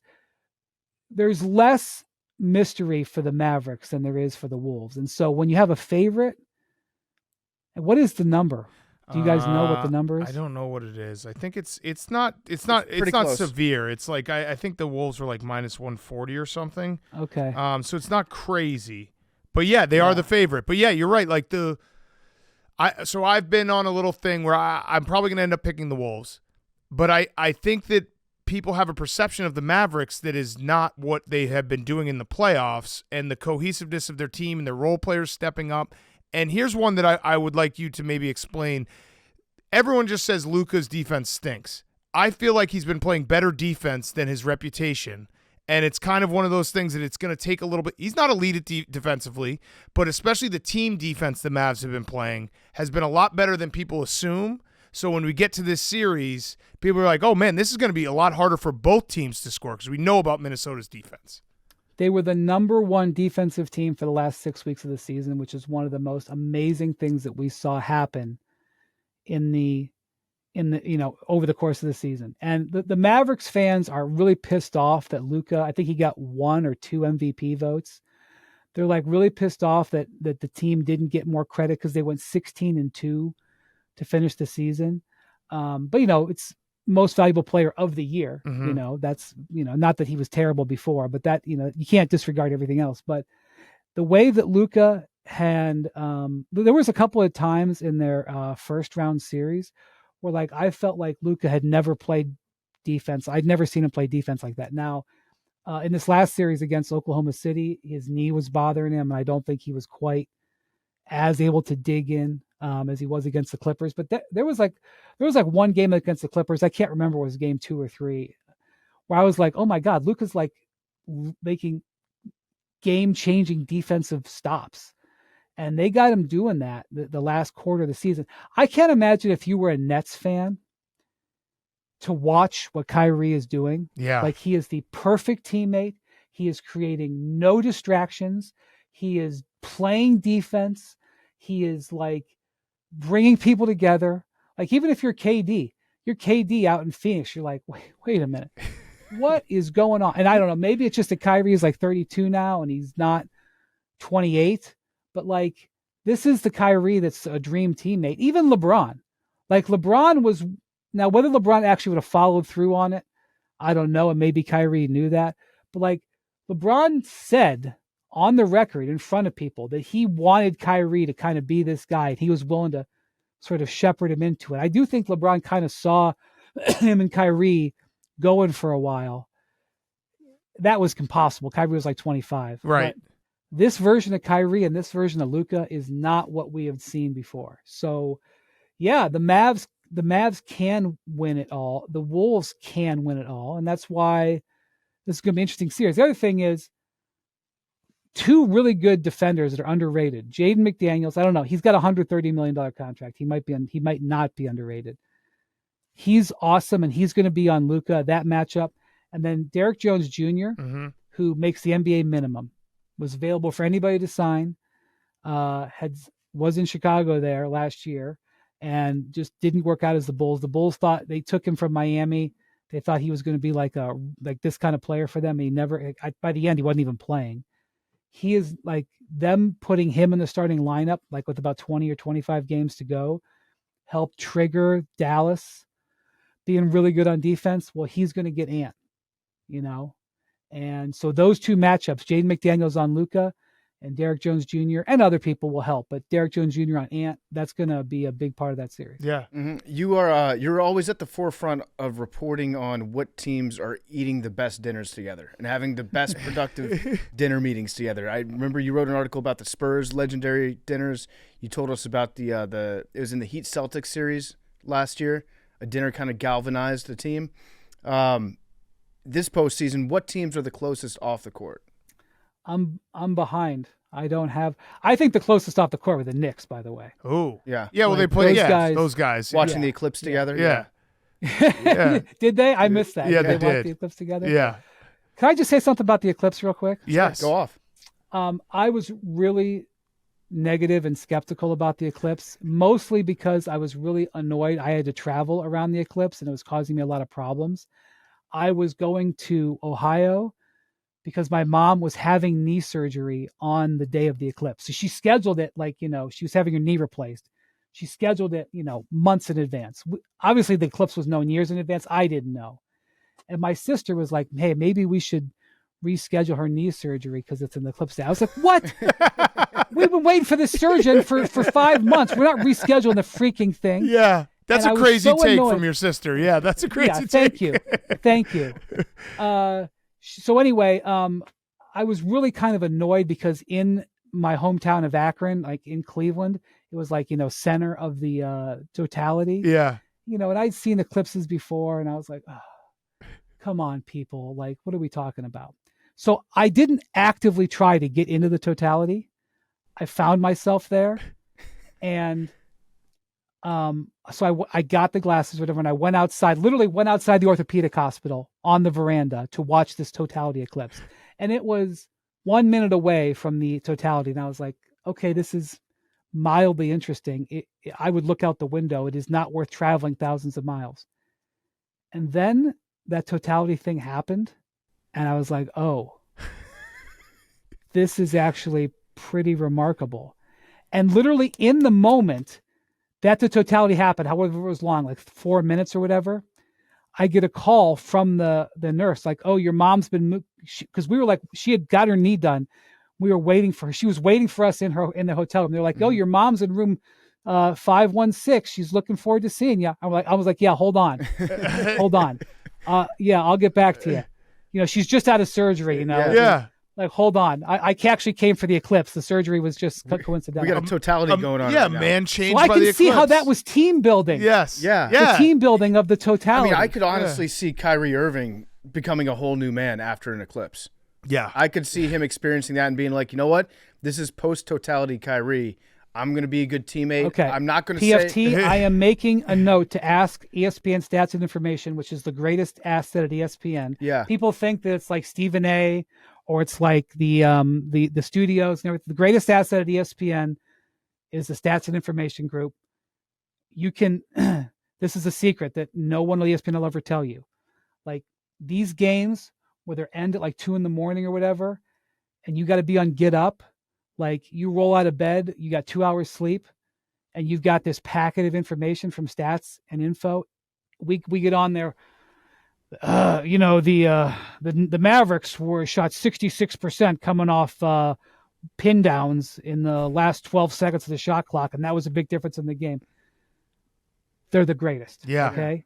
I'm having Stats and Information. I'm giving them an assignment to look up Kyrie post eclipse. Yeah. Oh, if there's like one That thing number that's might be changed, amazing. Yeah. if there's could one be. thing that's changed, because I do feel like on kind of a more serious level, like Kyrie, he's learned over the years, I think, he's learned the hot button things that he can't say to the media, right? He can have whatever conversations he wants Maybe. with his friends, Yeah. but it feels like he's not bringing that Maybe. drama as much as he used to. Yes, for now, without question, especially since there's things in the world that he could definitely comment on that would be controversial. Yes. Yeah. So, and by the way, now that I think about it, Dallas was like heart of the totality. Right. pack. Yeah. Right, I'm telling you, I think something flipped Look in it up. Kyrie. Look it up. PFT, you have potentially identified something incredible. We got Yeah. reverse werewolf Kyrie. All right, so this is good. I can't wait to see the stats. I got a question for you. This is not Brian Windhorst's opinion. This is GM's opinion. So it's a 2-part question. Rank the players. All contracts equal. You call up a GM who they would want over everyone else. Yeah. Luka, Tatum, Ant, Halliburton. So that's the first part, and then I have a second part of that question. Luka, Tatum. I think they probably take Luka because he's 6'8" and he can be such a difference maker in a single game. And then Tatum and Ant is interesting because Ant defends, man.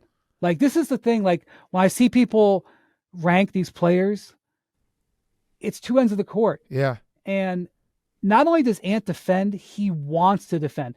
This is the one thing. I don't know anything about college basketball. I don't have time or I don't have bandwidth to study it. I do watch the tournament, which is not a responsible way to evaluate college players. So I would never come out and say that's the John Paxson way to set up for the draft. Yeah. The guy from Connecticut, Klingon, the center. Yep. The thing that blew me away about him when I watched him was that he wants to play defense. What I mean by that is he like busts his ass to get into position. You can tell what happens on that end of court. He feels personally responsible for. And that's one of the reasons why, to me, he is an exciting player, because not only is he 7 foot whatever with like a 7 foot, I think Gavoni said 7'9". I think Gavoni said his standing reach is 9'7". So basically, if he gets on his tiptoes, he can probably touch the rim. Yep. It's one thing to have that and then not want to play defense. I've seen plenty of players like that. I've seen 7'3" guys who only want to shoot threes. Seriously, they have no interest in going into the paint. This guy wants that. And so that's why when I see Ant, not only does he, first off, he's got super long arms, even though he's not super tall. He's like 6'4". He's got really long arms. He wants to defend. And that's the thing about Tatum. One of the things that happens at ESPN is that, we always have these parlor games, for First Take. Who's the best duo? Mm-hmm. Who's the best guy to build around? Who would you pick to start a team with? And I am always going to default to the guys that play both ends. And Tatum plays both ends. Mm-hmm. And that's why a lot of people, I think, would pick Tatum. But Ant plays both ends, and he wants it. Yeah. He wants the ball. He wants the microphone. Honestly, I was so impressed with him wearing the microphone that microphone got you. If I was in these draft meetings, I was listening to guys talk about what they got asked by. And I know this is a big thing at the NFL Combine. This is a thing that's been going on for years. I would start asking potential top picks, would you wear a microphone for a road game? I love this one. I could just see it. Yeah, Brian Windhorst sitting in like a front office, like a set of Moneyball, and you're doing the Utah Jazz thing, and be like, will he wear a microphone Game 7? Right, like you got the coach over there going, how would you execute this pin down? And you got the general manager going like, what's your most embarrassing moment? Yeah.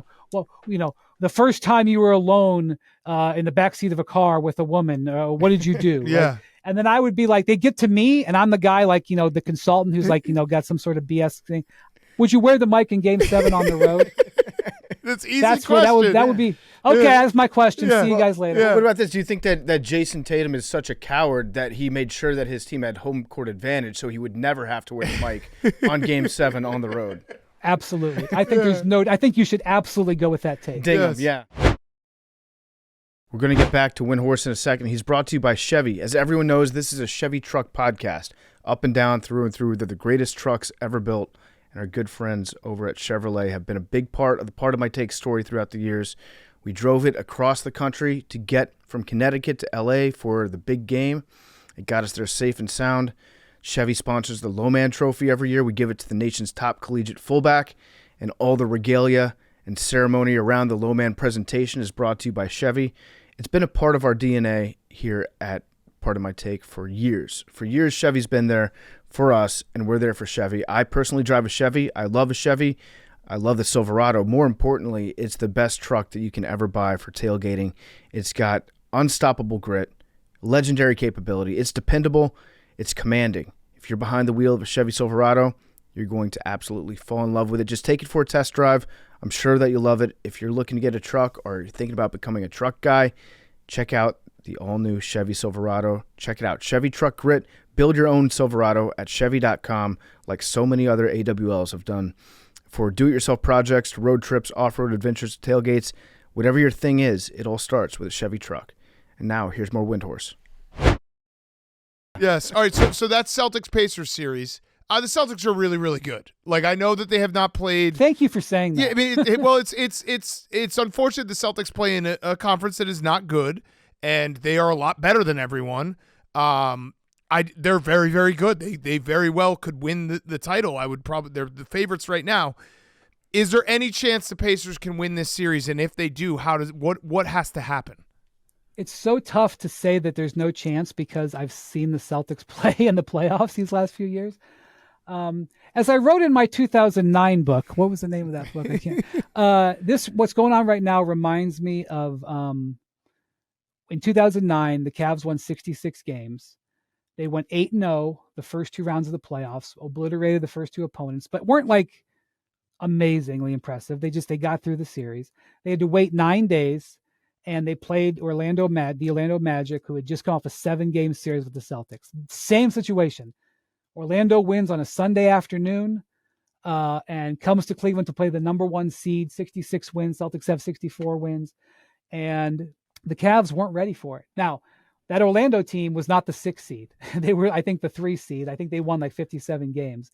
It's not exactly apples to apples, but I remember about that game is the Magic hit the floor like they had been driving in a race going 100 miles an hour, and the Cavs hit the floor like they were slowly merging on like grandma looking over their shoulder with the turn signal on. Mm-hmm. And so that's one thing I'll say about this is that the Pacers have been playing meaningful every game matters basketball, even back into the back end of the regular season, because they were trying to get that 6 seed. They didn't want the 7 and go into the play-in. And that's why they haven't lost a home game in 2 months. I think the last home game they lost was like March 18th. It's because all those games they had to win. And when you're the 6th seed, you can't be losing a home game in the playoffs and think you have any chance. And so they haven't. They've approached all those home games seriously. The other thing is, it seems to me like the Pacers fans don't sell their tickets. Mm-hmm. So, the Knicks have a huge fan base. We saw them, and I know Philadelphia and Indiana, it's different. But, I think there's not a lot of Knicks fans in the Chicago area or whatever. When the doors opened up for Game 3, like all of a sudden, like the first 20 fans that came down to the court were Knicks fans. I was like, oh boy, here we go again. Nope, that whole crowd was that gold, yellow, whatever you want to call it. That place is a hard place to play. So I know that the Pacers are much more in rhythm than the Celtics, because these 2 series that the Celtics had, they were not exactly put the metal to the gas to the floor series. The Celtics have had time off, and the Pacers are awesome at home. So I do think this is not going to be a pushover. The Celtics are going to have to play. Yeah. And in the same sentence, same paragraph, I'll say the Pacers are there in large part because the teams that they played were so banged up. No Giannis, then Dame got hurt. Half the Knicks got hurt, and they were already missing Julius Randle. I want to honor the Pacers in the same way as saying that they were the beneficiary of not playing a team like the Celtics to this point. Yeah. Mm-hmm. That's a good answer. I think that's valid. That's valid because they took care of business, and the Knicks weren't necessarily like an easy out for them. That was a 7-game series, and they gave them all they could handle, even with the depleted roster. But I do feel like the Pacers, they can score, and the Celtics, they have a couple games, it feels like every series for the last few years, where they just forget how to shoot, where they can't make a shot. And if you do that, sometimes PFT, sometimes they don't dribble. Yeah. Sometimes they forget how to dribble. Yeah. And if you can't dribble or shoot, the Pacers are going to outscore you. They'll be able to do that. So That's true. I feel like the Celtics should win this series. They should win it easily, but I wouldn't be shocked if the Pacers took 2 off them. Yeah, I think that's a fair thing to say. The other thing is, like, the Celtics, they've cost me so much time with my family the last 2 years.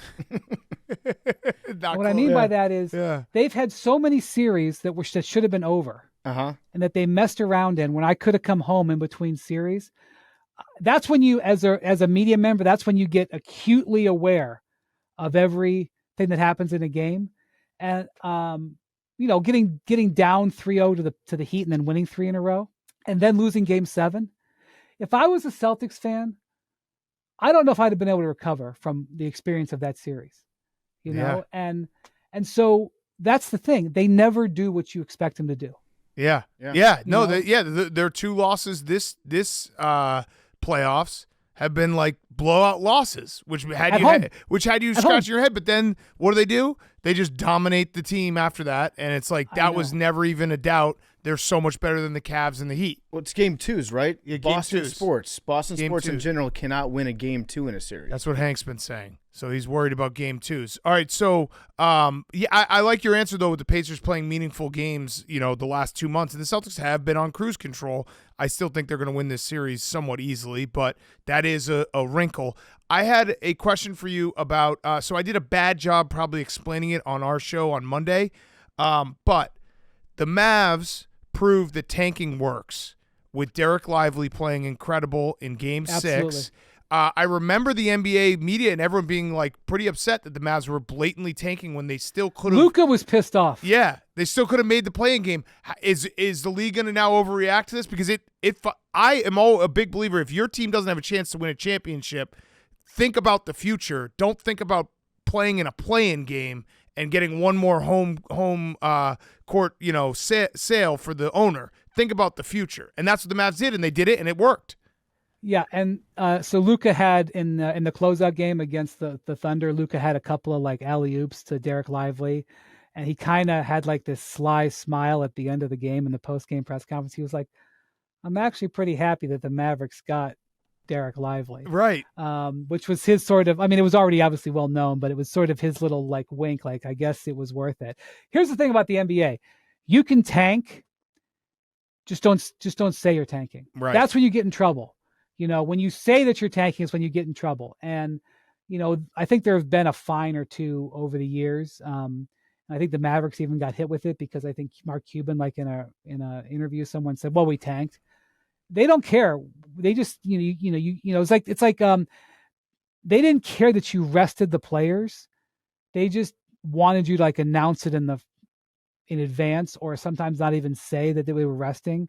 It's about perception. That you don't need to bring in like $100,000 consultant who's got 3 management degrees and 50 years of experience fixing distressed companies to get the idea that looking at how the NBA rules work and of suggesting tanking. Go tell the San Antonio Spurs that tanking doesn't work. Right. Yeah. Excuse me? Yeah. They got Tim Duncan and they got Victor Wembanyama by blatantly tanking in both situations. Yeah. So, of course, and not only that, but the Mavericks. One of the big problems the Mavericks had last year was that they were, after the Kyrie trade, is that they were ridiculously top heavy. They had those 2 guys and that's it.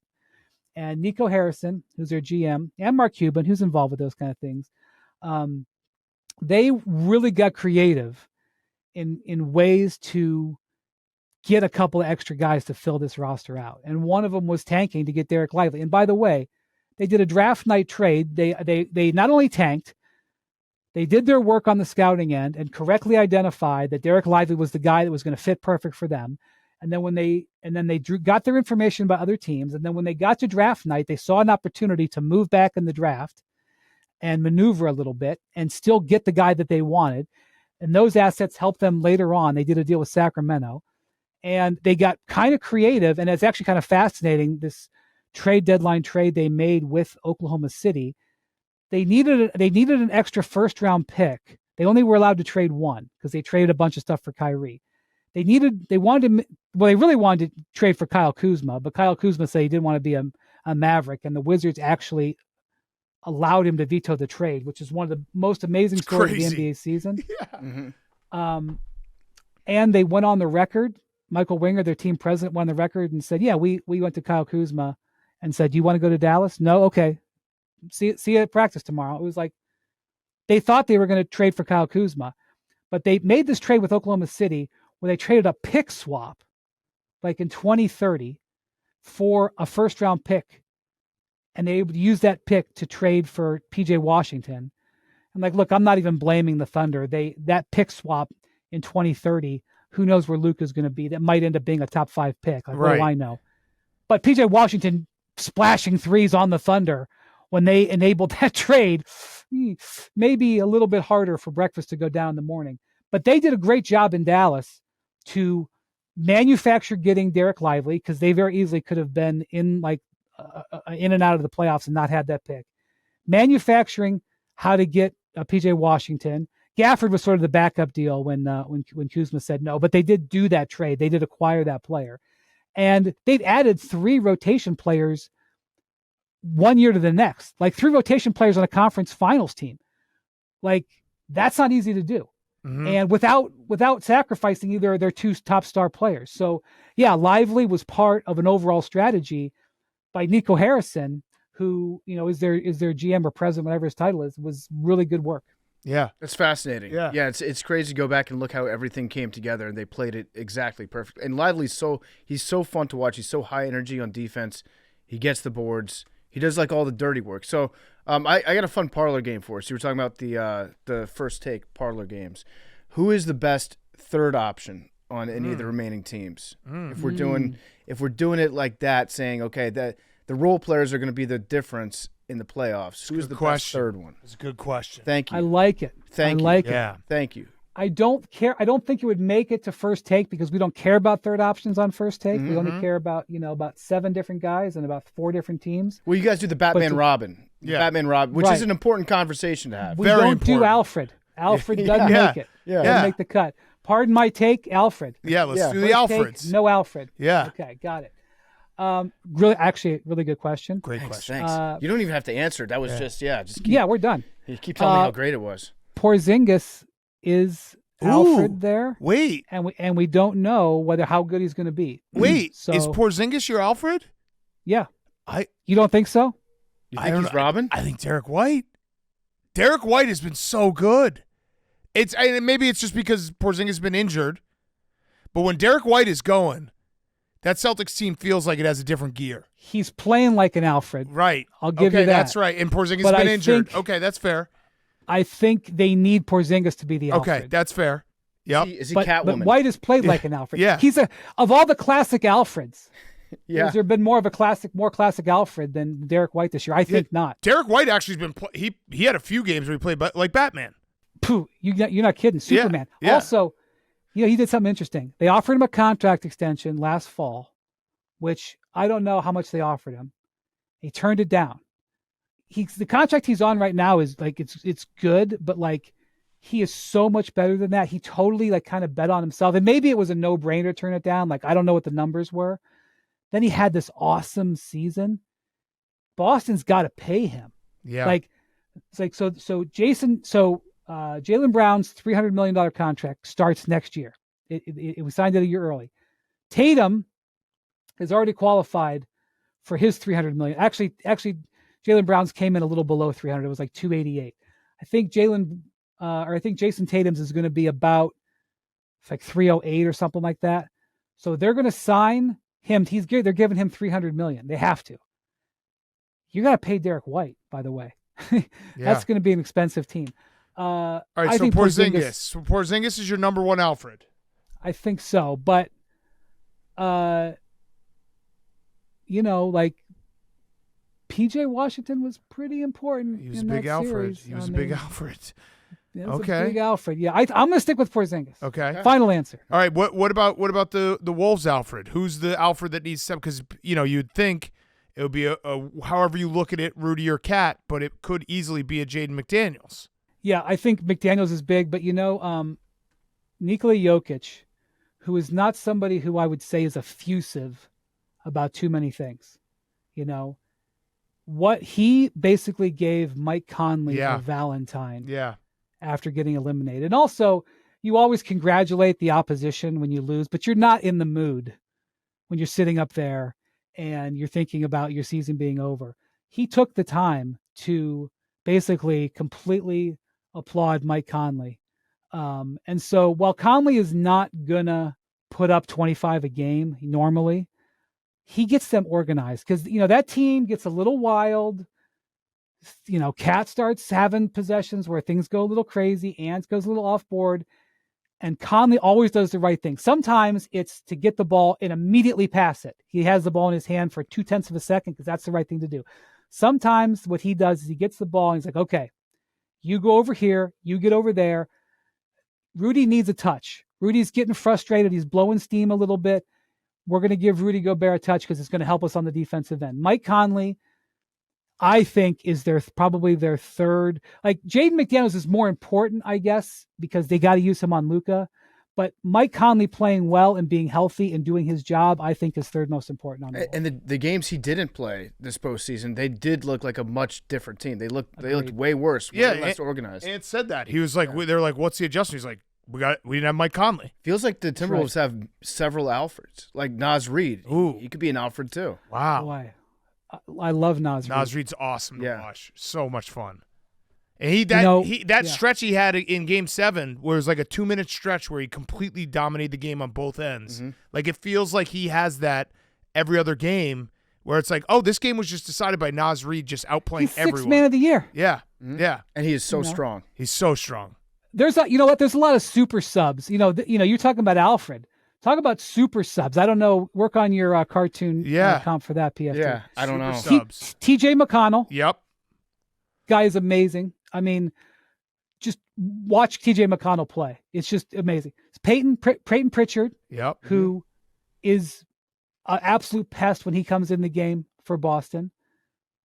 You got Naz Reid, defensive or 6th man of the year, and Derek Lively comes off the bench.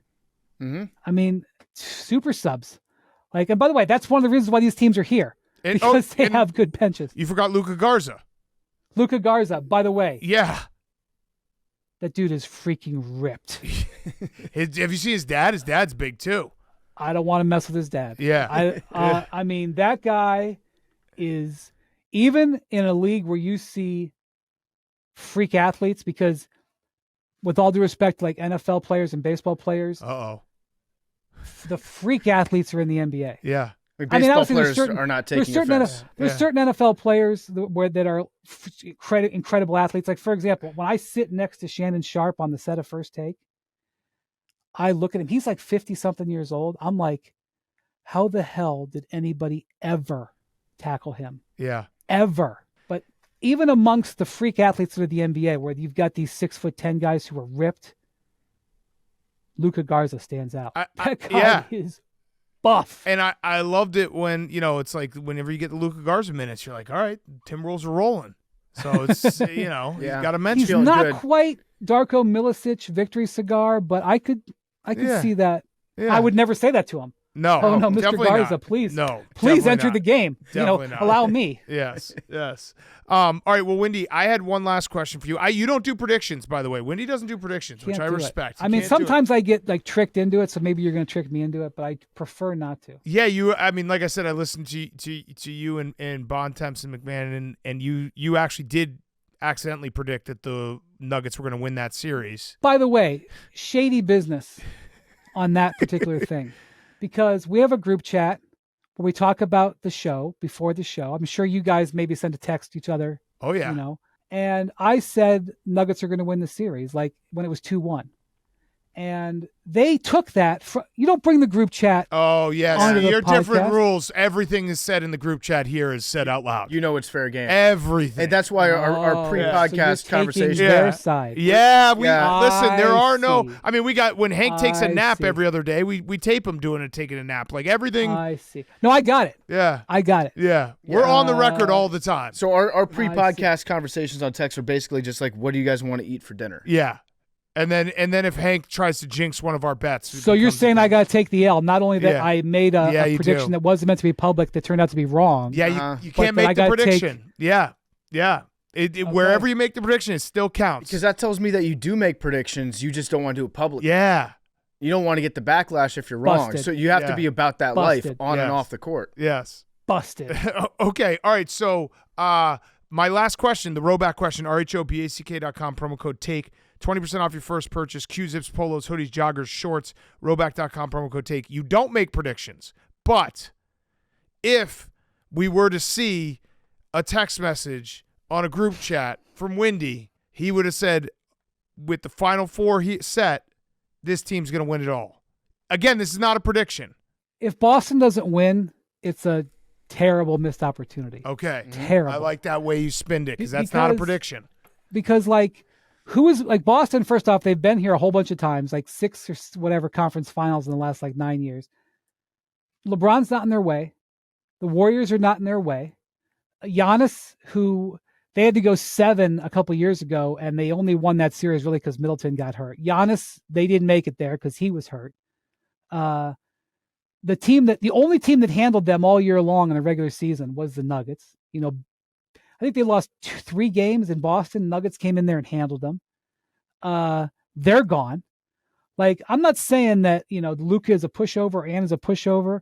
I'm not, disrespecting the Pacers. But if you're going to win the title, you've got home court. You're playing the 6th seed. Again, with all due respect to the Nuggets, the Pacers, they're the 6th seed. You're playing the 6th seed in the conference finals. Mm-hmm. If you're not going to win 18, banner 18. That's the whole thing about Boston, LA. They both got 17 banners. They both won 18. When is it going to happen? They've got an injury to Porzingis, but look at the other teams. The other teams have also had injuries, so it's sitting there in Boston's lap. They got to take it. Also, they haven't had to work. They hadn't had to stress the last quarter of the season. They haven't really had to stress in these playoffs. There's just no, assuming health, they got no excuses. Okay. So you're saying it's now or never. Good non-prediction, but I get what you're saying. Championship window closing on the Celtics if they don't win. I will say this year and next year, with where the Celtics salaries are, because you look at who they're paying, they're going to have 3 guys making $300 million.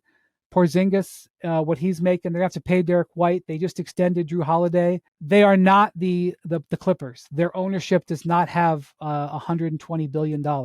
They cannot pay unlimited amount of luxury tax. Their team is set up. This particular group is set up for this year and next year. Then I think they will have to potentially retrofit a little bit. Doesn't mean they're not going to have Tatum and Brown but if they're going to win it, it was even if they were playing the 86 version of the Celtics or the 97 Bulls or whatever, this was going to be their prime these 2 years. So even more amped up. 2024 and 2025, are where the Celtics have to hit it, and this is a great opportunity right now. Okay. All right, seize the day. Celtics. All right. Well, Windy, you're the best. We Yep. appreciate you as always. Go buy a book so we can get an update on LeBron's strength. Thank you so much, and we'll see you on TV and hear you on podcasts. How strong is Luka Garza? That is He's my so next- strong. He's so See, strong. well, I think you said so buff. Yeah, he's buff. That's Buff. different than strong, by the way. Yeah, one tends to go with the other, but Luka Garza. I'm just telling you, man. Don't bleep talk Luka Garza. Okay. Okay, Which is my All right. advice. That's good lasting We'll stop advice. it. And tell us about Kyrie's eclipse stats too. Yeah, let us know. Even if I'm you gonna can get find, back to you on that. Yeah. find like one small part of his game, if that's all that it takes, that's taken an enormous leap since then. We'll just run with that. That's huge. Zone of totality. That's Yes. what they should call his cheering section in Dallas. Is a zone of totality. I love it. All right. Thank you so much, Windy. Take care, guys. We got Pardon Your Take coming up. Max, going in this ad read, you had a take that I think actually could be on Pardon Your Take. What is it? The EA Sports college football franchise, best franchise in all of video games. I would agree with that. I agree. That's a solid good take. So this entire segment is brought to you by EA Sports. Very excited. We saw the trailer. The trailer dropped on Friday. Incredible. It was awesome. I love that there was allegations of maybe trolling Ohio State. This is college football. It's the most college football thing ever, where you can drop a video game and the trailer for it makes people mad because their team wasn't featured enough. And this is why it's the best game, because it's the most passionate fan bases and an incredible video game. Put them together. It's just nonstop content. Great times. Great times. College Football 25 coming out. They have a new feature, Campus IQ gameplay, all new composure system, player wear and tear, home field advantage, and diverse play styles across 134 FBS teams. Through Dynasty, you can create a coach, like Doug's. You can upgrade their abilities. You can establish your staff, then recruit the best talent either straight from high school or direct from the transfer portal. Pre-order the MVP bundle. You can get College Football 25 and Madden NFL 25, plus can't miss rewards in both. Check it out. Order the MVP bundle. You can pre-order that right now, and you get College Football 25 and Madden NFL 25. Max, was that your best take ever? It Number might one. be. Number it one. might be. Yeah, I can't wait for this game. I cannot wait for this game. All right, Hank, pardon your takes. Hey guys, Hey, Hank. I have sports theory about the PGA. Oh. I have reasons to believe that Scottie was set up to be arrested. If you look at the PGA numbers the day before, it was extremely down, and they've been down all season. That's a little editorial I added. Oh. So that was Liv Hank. it's just a fact.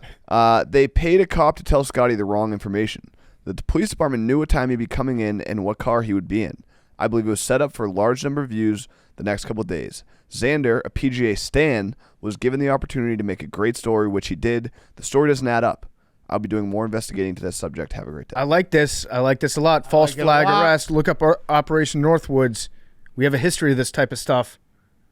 What happened in Operation Northwoods? The CIA was trying to have people hijack airplanes and then crash them and then blame it on the government of Cuba so we'd invade Cuba. Oh. And then John F. Kennedy said, no, we're not going to do that because we're not going to murder our own citizens. And then the CIA killed him. Ooh. But yes, That's basically same the thing. same thing. Same thing happened with Scottie Scheffler. Cuba arrested Scottie Scheffler. History doesn't necessarily repeat itself, but sometimes it rhymes. I like this take a lot. I mean, that was a story that took over the entire internet that like casual fans, sports fans had to have seen. It led everything. And Scottie winning would have been boring for the sport. Right. Mm-hmm. So they're like, what if Scottie winning with a felony? Well, like, how do we get him to not win?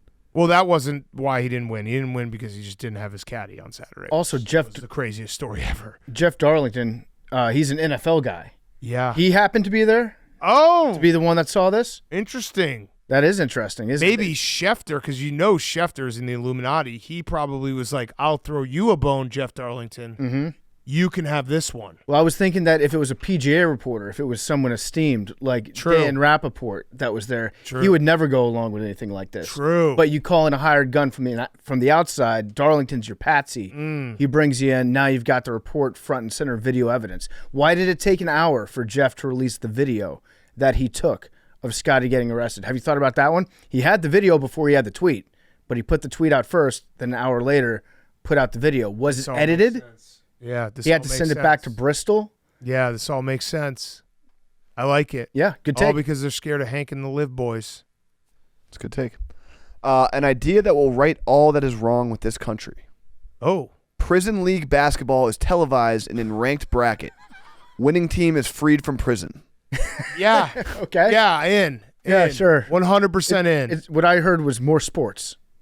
I'm actually shocked that Mr. Beast hasn't figured out a way to do a free the prisoners. I got 1,000 prisoners, and I see which one could stand for the longest. Like that, doesn't that feel like something he's maybe working on? Like Squid Games? Yeah. Yeah. I could see it. I built a giant horse, and I put a bunch of soldiers inside of it, and now we're wheeling it up to Moscow, Russia to see if they accept this gift. Yeah. I could see it for sure. I have a question that should have happened a few weeks ago. Oh. But do you think when a player is surrounded by a bunch of other 4 or 5-star prospects that it hurts a player's potential growth? One school that specifically comes to mind is Alabama. Outside of wide receiver running back, they historically don't have great NFL showing despite being drafted high. I am not an Alabama hater. That's also not true. But there are many situations I think what where he's talking players about is where quarterback. standouts, Bama, Ohio State, Clemson, etc., that don't perform well in the NFL. Offensive linemen and quarterbacks stick out particularly. Yeah, so I guess you could say in recent history, Alabama, earmuffs, big cat. No, I know. Ohio State. Yeah. Ohio State forever. The quarterbacks don't pan out. Maybe it's because they've got great receivers. They don't have to work on the small details as much as the guys that don't have all that talent around them. But then how would you explain Joe Burrow? It's a fair point. LSU. Right. He had great receivers. Justin Jefferson. Like, he had incredible receivers around him. But they're not traditionally a quarterback school. No, but I'm saying, like, how would you explain was a guy like that who was good in college with incredible talent and then also good in the NFL? He was actually the double threat. He was LSU and Ohio State. Yeah. No, this is a regular take. I kind of agree with it because you guys if everyone is always open, it's going to be easier and harder to grade. But what about quarterbacks that go to maybe not as good of a program and they play worse competition? So it's easier for them because they're not playing as good defenses. Josh Allen. Jay Cutler was really the best example of this. Yeah. Jay Cutler at Vandy. Caleb Williams. Didn't have great receivers, gets to the NFL, but he's still used to playing against SEC defenses. Mm-hmm. It turns out that it's just hard to pick quarterbacks. Yeah, probably. Mm-hmm. All right, last one. The NBA season should start in December and finals should finish first week of August. Yes. Played fully indoors so the weather doesn't matter. It fills the void of no major sports in July and early August, and it'd compete with the NFL viewers for less than 2 months, or for 2 less months. Everybody wins. I don't think it should go to August because, like, when you're in July, you don't want to be sitting inside watching, like, sports the whole time. If it's the NBA, if it's like the conference championship, but I am a big proponent of starting it, like 60-game season started on December 25th. Remember the year, the lockout year that started? That was awesome. It was good. Best schedule. What if it was the NHL that did that? That way you get to go to hockey games in July. It's nice and cool in there. Yeah, I just think that July is very hard to get people to watch. Mm-hmm. So I think every sport outside of football should do smaller seasons. Like 60 games in the NHL and the NBA, it feels like it would be you just have more at stake. MLB should be like 120. Yeah. We just because that's really and you can't do 18 games or 17 games like they do in the NFL. But that's why the NFL part of the reason why the NFL is so highly rated and so widely popular is every single week matters because there's only 17 of them. I can't imagine that. What are the average ticket gates for NBA games in the month of November? Still, I mean, in big cities, probably still very decent. They're still making enough Yeah. money where the owners will never agree to Yeah, shorten no, the they'll season. never shorten it. Yeah. Because also that's less TV revenue. True. Like, if anything, they'll probably do more games. Well, maybe some double headers. Yeah, doubleheaders. That'd be sick. Doubleheader NBA game would be awesome. It'd be great. Yeah. Load management city. Tibbs would love some double headers. Or just have it be like have like AAU week, where it's like every team they play doubleheaders and also every single day. Like they do a full tournament for 5 days straight. Yeah. Just knock out 15 games. Yeah, that would rock. That's what they used to do in UFC too. Yeah. It would just be like you have to keep fighting this entire weekend. Yeah. I do think the NBA should I actually think one thing the NBA could fix for the most of the NBA season, it's what, like 3 games a week, right? If the NBA should do a consistent, call it Tuesday, Friday, or whatever you want to do, where it's like these are the 2 days that everyone plays, so people can start getting their schedules around it. Where it's like I don't know how it would actually work out if there's enough games, but like if you had an actual day where it's like these are the days that are played, Tuesday, Friday, you're going to get to see like the entire full slate of NBA.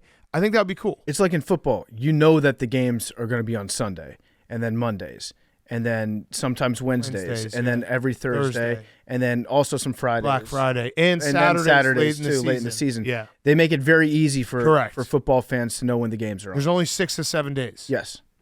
Except for COVID. Then there was a Tuesday. There was a Tuesday night, Monday night And we football. have Brazil Friday this year, week 1. Brazil Friday, Brazil. yeah. Brazil, and the Black Friday last year. Let's go Birds. Yeah. What was that? Let's go Birds. The Birds play in Brazil. How do you Friday, think the week 1. Bird season's going to go this year? Great. Why? Why'd you say it like Tough that? division. Are you worried at all that you got the guy?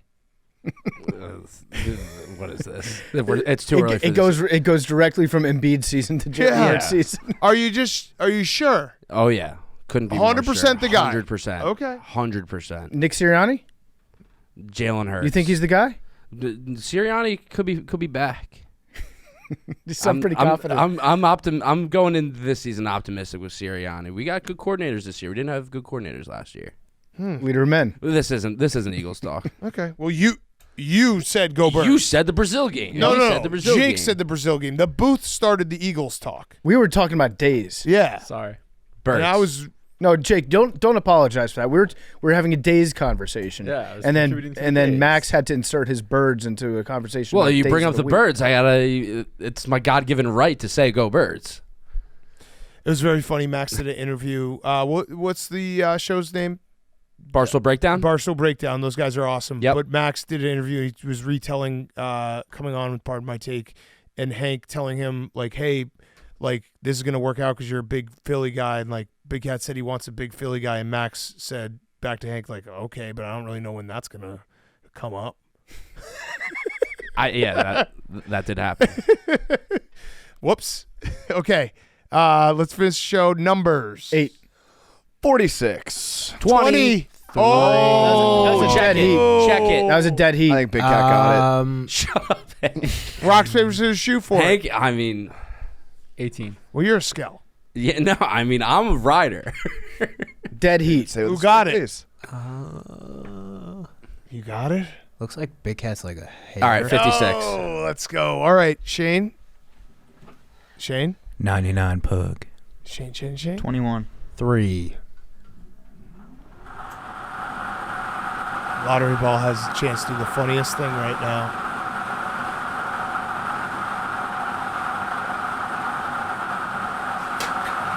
Let's go. 46. That's me. You got it? Yeah. Wait, seriously? Yeah. Oh, I didn't even hear You're you not even say that it. excited, Hank. That's We Well, got see, it. We it's got easy. it. It's easy Yeah. to do. Wait, Yeah. good job, Hank. 46. Jordy 40. Dude, Really happy it's for so you. fucking Hank. easy to do, right? Wow.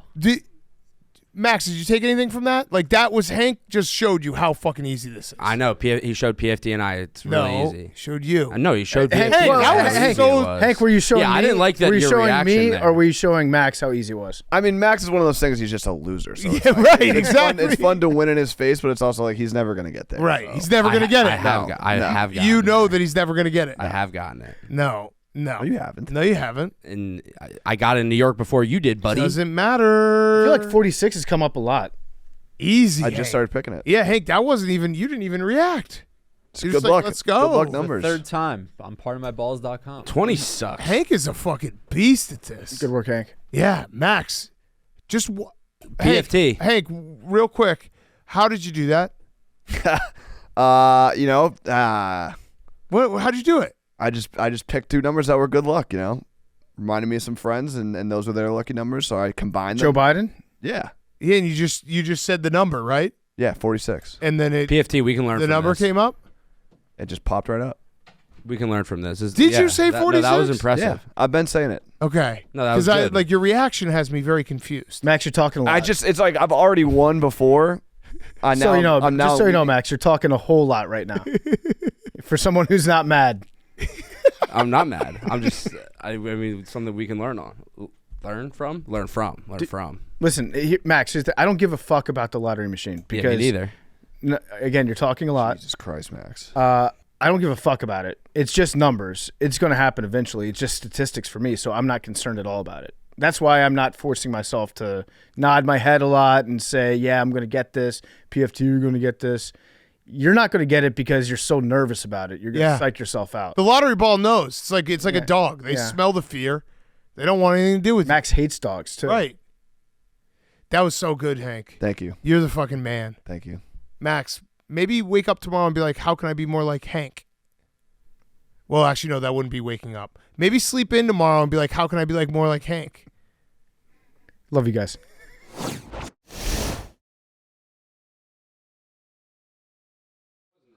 Max just came in here. He was like, BFT, I saw how rattled you were. I had no idea what he was even talking No, about. he knew exactly what I was talking about. He's trying to play this cool guy thing, but inside he's freaking out. I'm not freaking He's out at so all. nervous You about want it. you want to know why I'm not freaking out? Because it's a fucking lottery ball machine with random numbers in it, and so you just pick one, and eventually you're gonna get it. It's not.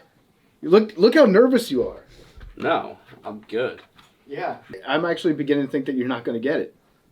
I'm gonna get it because it's easy. Like I don't give a fuck. I mean, it's 1 in 100. Yeah, it's literally exactly. 1 in 100 Exactly. chance. Were you about to look in there to see if 20 was in there? Well, You are one right. right underneath is 30, and I was like, fuck, was 20 like the next one up, but it was 30. Oh, wait, I didn't even guess 30. I didn't even guess one. You are rattled, dude. No, I'm not. I'm good. Yeah, you are. I'm good. I'm good as fuck. Yeah. I mean, people forget Memes hasn't got it in either studio. You just never got it here? He's never got it in New York either. Well, then how come he's not storming around like a little head case Well, that's like you? because he doesn't care.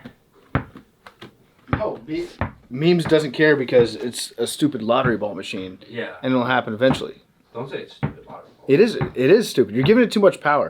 It's You're not- putting the lottery ball machine on a It's pedestal. not as stupid. It's You're not a stupid lottery You're ball. putting it on a pedestal. I mean, it's literally on a pedestal. Max, I want you to look That at machine is on a I pedestal. want you to look. No, it's not. I don't really know what a pedestal is. This entire thing is a pedestal. Yeah. So and the ball is on, balls are on the pedestal. The balls, yeah, the balls are on a pedestal. You're focusing too much on the balls and not enough on the machine. Has just enough to do with it. I want you to picture the lottery ball machine like a beautiful woman at a bar, okay? And then think about how you would approach her. How do you do it so well, Pug? How do you open? I don't think. Just pick. Yeah, exactly. That's how it. Yeah. 99 pug. So yeah, just like play cool. Play the machine cool. Right now you want it too bad. That's your problem. And they can sense that. You look desperate. Yeah, 20's a bad